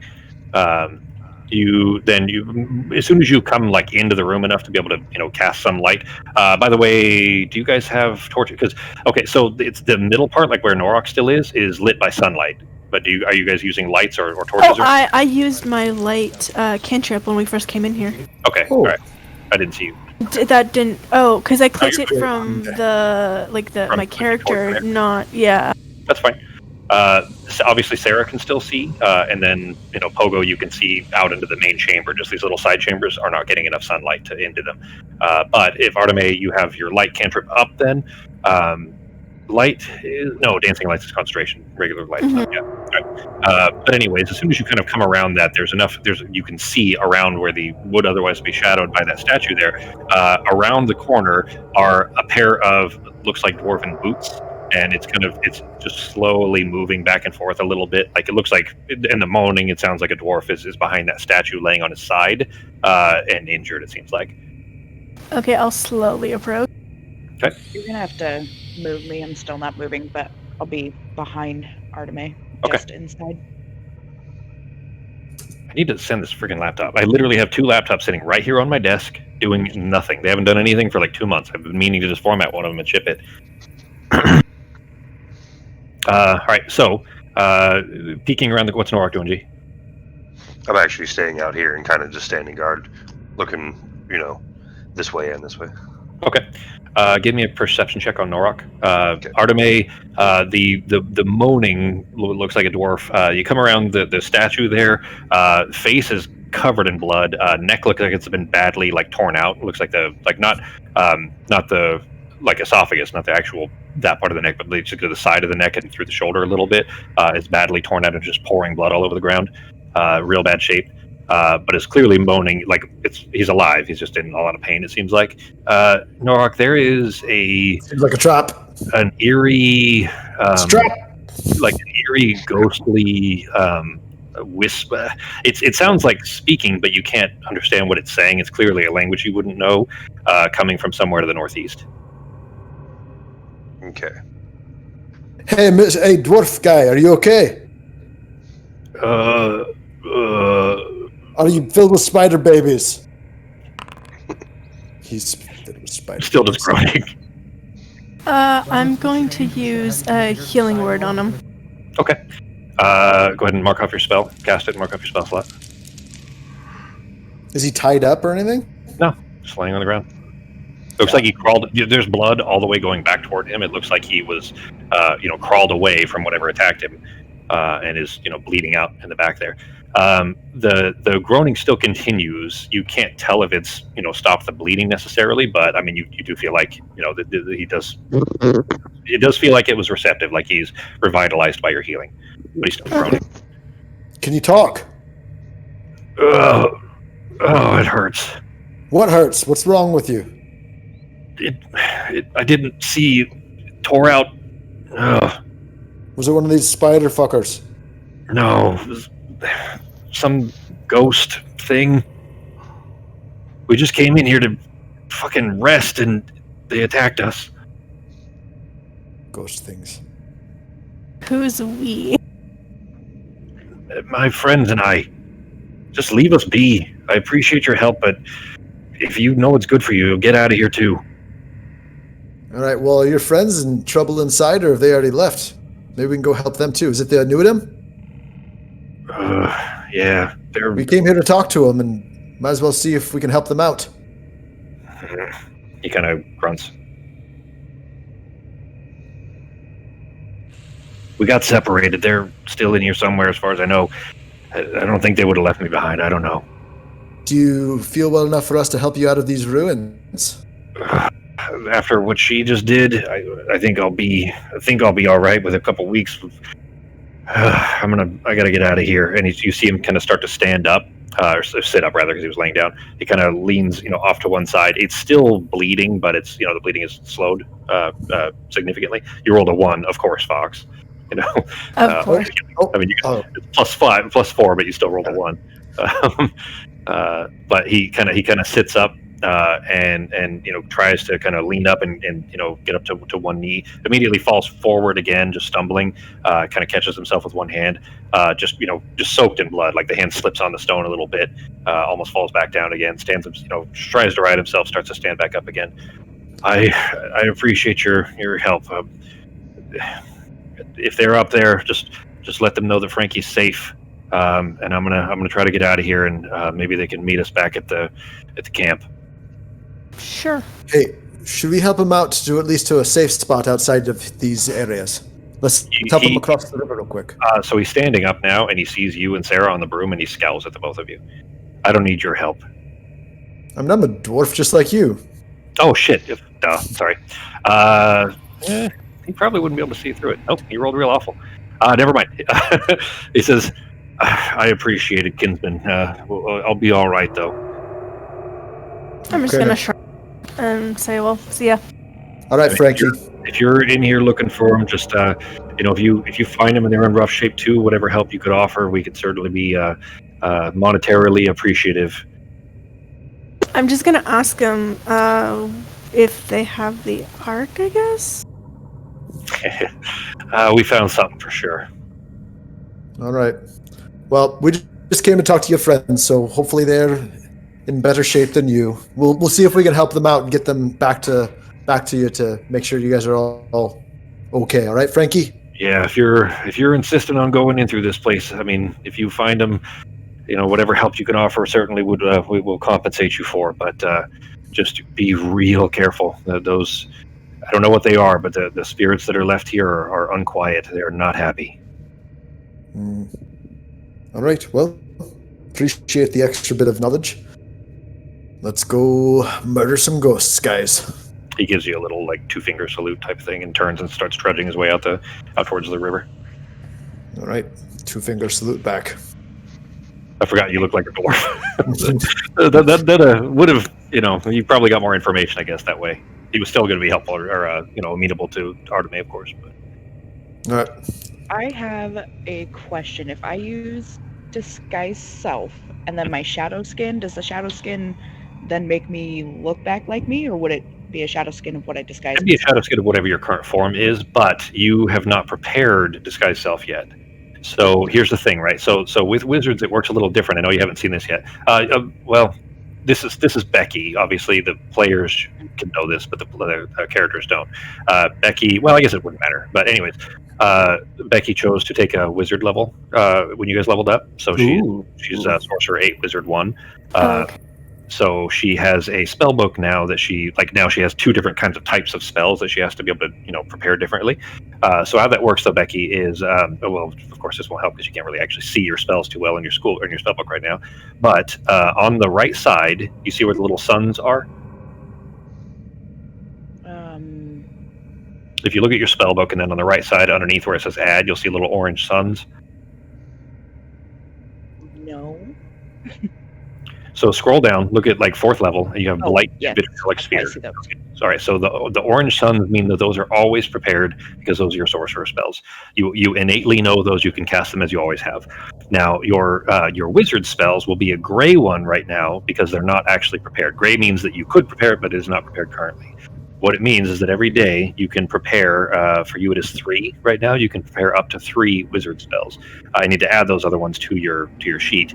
Right now you'll have comprehend languages, disguise self, the other 3 that you did recognize, which were distort value, find familiar, and unseen servant, and then there's 3 more in that spell book that you couldn't identify what they were yet.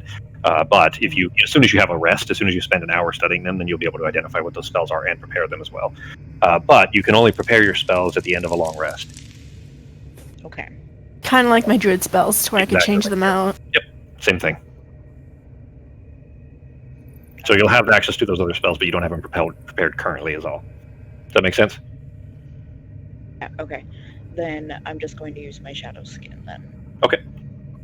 Then, Pogo, you are sitting on a broom with Sarah's shape begins to shimmer and darken until it is that, you've seen it before. You've spent around plenty of hours around her, whether in this form, but her form darkens and begins. Doesn't her voice also change? To very demonic sounding voice. Yeah. Super creepy, evil sounding demonic voice. Yeah, this so I won't be talking. Like disadvantage on persuasion, all kinds of stuff. You are not even with his dick, and I just point to Norok. This is terrifying. It's not the same for the cantrips, is it? The wizard cantrips? No, cantrips. You know what? I'm just going to say that you already have those. Like, you would normally need a long rest after that for those 2, but they're not, those aren't things you have to prepare. You just have those the same as your regular cantrips for your sorcerer. So we'll just say that you have those cantrips already. I think I already put them on there for you, too. Yeah, I did. You have Toll the Dead, Prestidigitation, and Message. Yeah. So you have all those now, too. All right, then I'm just going to have a Toll the Dead ready for whatever comes at us. Okay. Justin, are you preparing your Vicious Mockery too, just in case? You know it. Yep. Gotta think of some fun ghosts, mean ghost things. Don't care. I'm just going to be ready to use my axe if anything comes running at us. Okay. What you doing, Artemis? I'm looking at this tunnel right now, but I'm also looking to see if I have anything that could be useful. Thought I had something that was useful. Let me talk to the dead, but no. You mean speak with dead? Yeah, I don't have it though. I thought I did. I don't remember. You have speak with animals. What level? Yeah, okay, yeah, no, I was gonna speak with the dead animal of the cat, but I didn't. And then, okay, that's where. It's fine. That's what you're thinking of? Okay. Yeah. Yeah, I didn't That's what I remember was if you thinking. had. I didn't remember you ever doing it. At least it looks like it's a 3rd level necromancy that druids do not get it. So bard, Okay. cleric, knowledge domain, the undying, which is a warlock, and the undead, which is warlock. Also, I think I don't remember. That's from UA though. But yeah, it's not something druids can get, so it wouldn't be something you have. No, it's fine. It Yeah. is not ritual, right? Doesn't look like it's a ritual, so I don't think you'd be able to put that in your book or anything. But any of the I would say that you guys maybe, depending on how Sarah communicated this, but if she ever explained this to you, then you would, at least if she had told you, know that she does have a spell book now that you guys can trade spells as well. Okay. Oh, she'd be able to learn my. Yep. Do I have the house on this one? You guys have a Scroll of Augury that you haven't copied yet, so you can definitely use that. And then ritual spells that you have in the book currently are Detect Magic, Detect Poison and Disease. Purify food and drink, speak with animals, animal messenger, beast sense, locate animals or plants, skywrite, feign death, meld into and Hang on, here's the tricky part though. Those are druid spells that can be cast as a ritual, not wizard spells. So she would only be the ones that are also wizard spells. Okay, so she. Okay, gotcha. Yeah, because you don't have them written down. So essentially, in that case, you would be teaching her how to do the ritual, and she would be writing it down. And if they're wizard spells, she would be able to cast them as a spell too, not just as the ritual form. If that makes sense. Yeah. So, anyways, what are you doing? I'm just looking in this room to make sure there's nothing. Don't open any more of those pots. Yeah, I'm not going to yet. Okay. Looking Are we around. just letting her walk into these rooms alone now? Is this the game? I mean, you're right there. You guys are 15 feet behind her. All right. There are 2 corpses in this room that are kind of wrapped up in webs. You, of course, already know why, but they are wrapped up in webs and probably desiccated at this point. They're probably elven, maybe human, but odds are good that they're just elven based on the shape. And then there's the giant statues and a couple of jars. You looking for anything in particular? No, just well, I'm looking to see if there's any. Well, no, I wouldn't really be looking for traps in here. I'd just be okay. I'm good for this room. I wonder if these ghosts are just mad that those other guys came in here. You never know. May, you think we're close enough to use that amulet thing? Ooh, yeah, use that Right. What does it do? Show us the leaf one first. I'm not using mine yet until I can figure it out on my own. Okay, so did I explain that? Yeah, Well, you just say your nana's name while you're holding on to it. And Well, you say the word for grandmother, not her name, but specifically the word for grandmother. Okay, so I'm Fox gonna. knows how to do it now. That's Yes. like Leary was kind of unhappy to be spoiling it, but you needed to be able to know. So Yeah. Okay, so I'm gonna take the compass and yeah, just whisper Nana to it.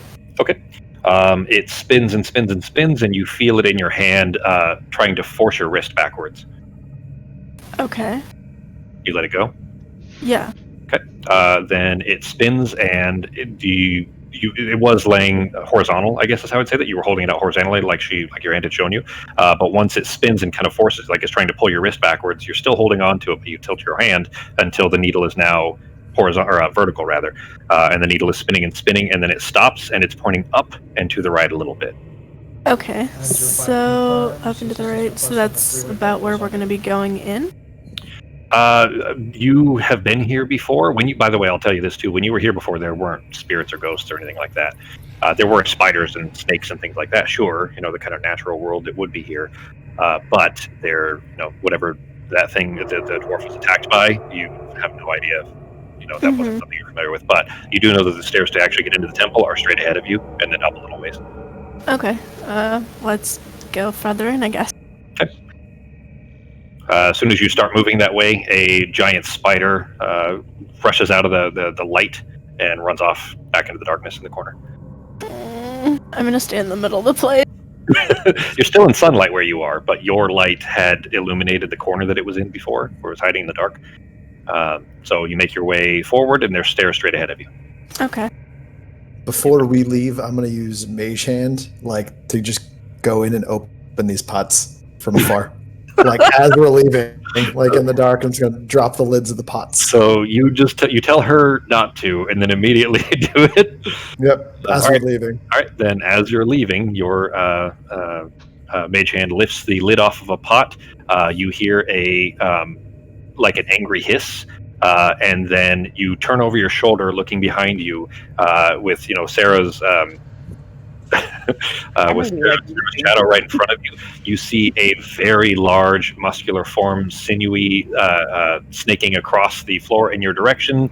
Immediately leaps up because you guys are only 3 feet off the ground, and lashes out and tries to like wrap its head and its like neck essentially around you to grapple you. Ah! So it is going to. Oh! Can I hit it with Toll the Dead? Can you what? Hit it with Toll the Dead?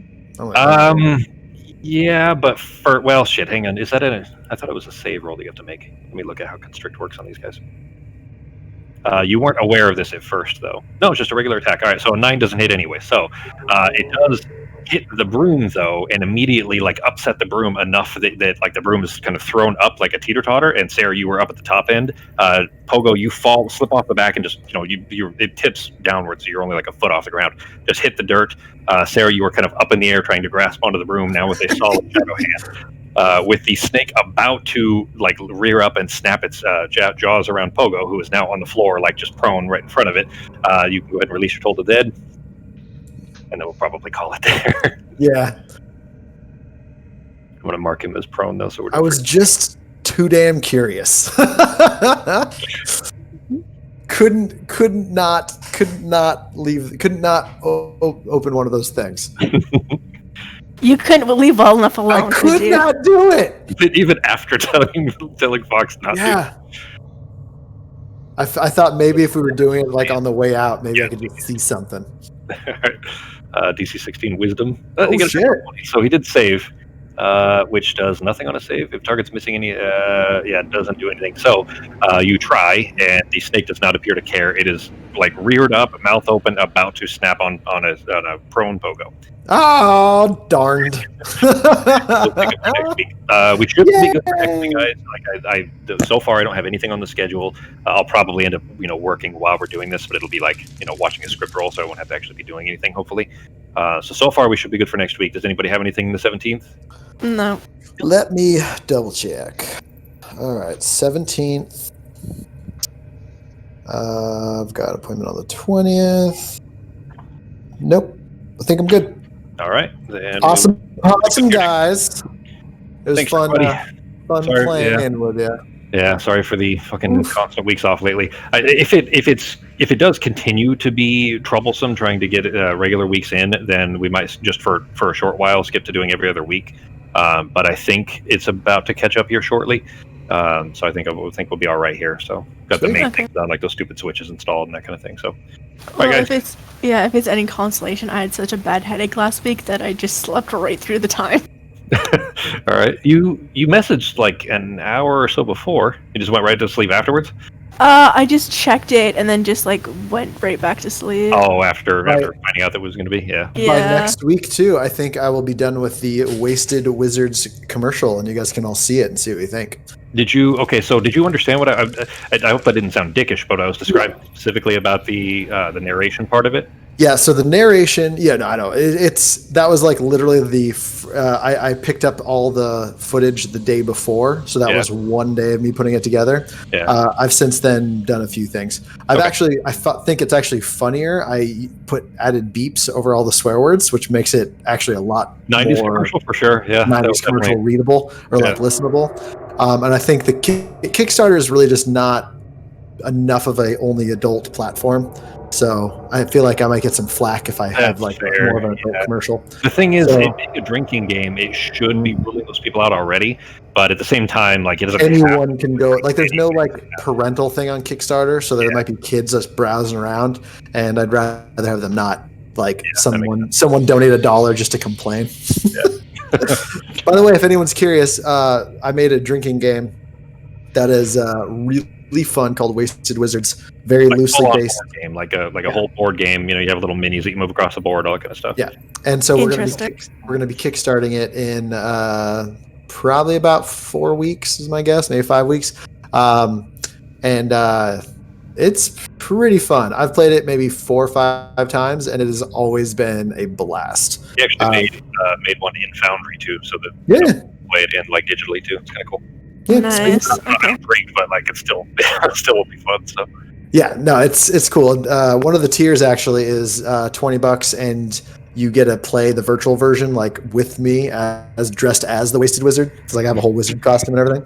It's pretty neat. You guys will see the commercial. It's dumb neat. Is what it's got like a very 90s radical style to it, like intended to be the baggy jeans and like chains and shit like that kind of style. It's kind of fun. Interesting. Yeah. I'm wearing puka shells. I didn't even notice. Nice. I didn't even notice that. Were you're only in for like 2 seconds or something, right? That's me dressed as the wizard, but yeah. Oh, I know, but I mean, are you wearing the shells as the wizard too? No. Yeah, that's what I'm saying. Like you obviously you as the rest of the time, but you like normal you is only in there for like a couple seconds. Yeah, yep. So, right. Cool. All right, guys. Guys. Then, Justin, if you want to, if you guys want to do some Vermintide or something tomorrow, let me know. I think we're going to some beach. We're going to find a local beach and take a day out of the. I've literally all we do all day is stare at computers. We need some release time. Yeah, it's been today between work and then working on Wasted Wizards and then playing. I have spent 45 minutes out of the office. It has been 12 hours so far of screen time. So that's my day every day. I know, but the thing is, it's been our day every day for like 2 weeks, and we need a day off. We need a fucking break. All right, guys. I'll talk to you later. I'll definitely see you next week. Yep. All right, Bye, good night. Bye, guys. Night. Bye, guys.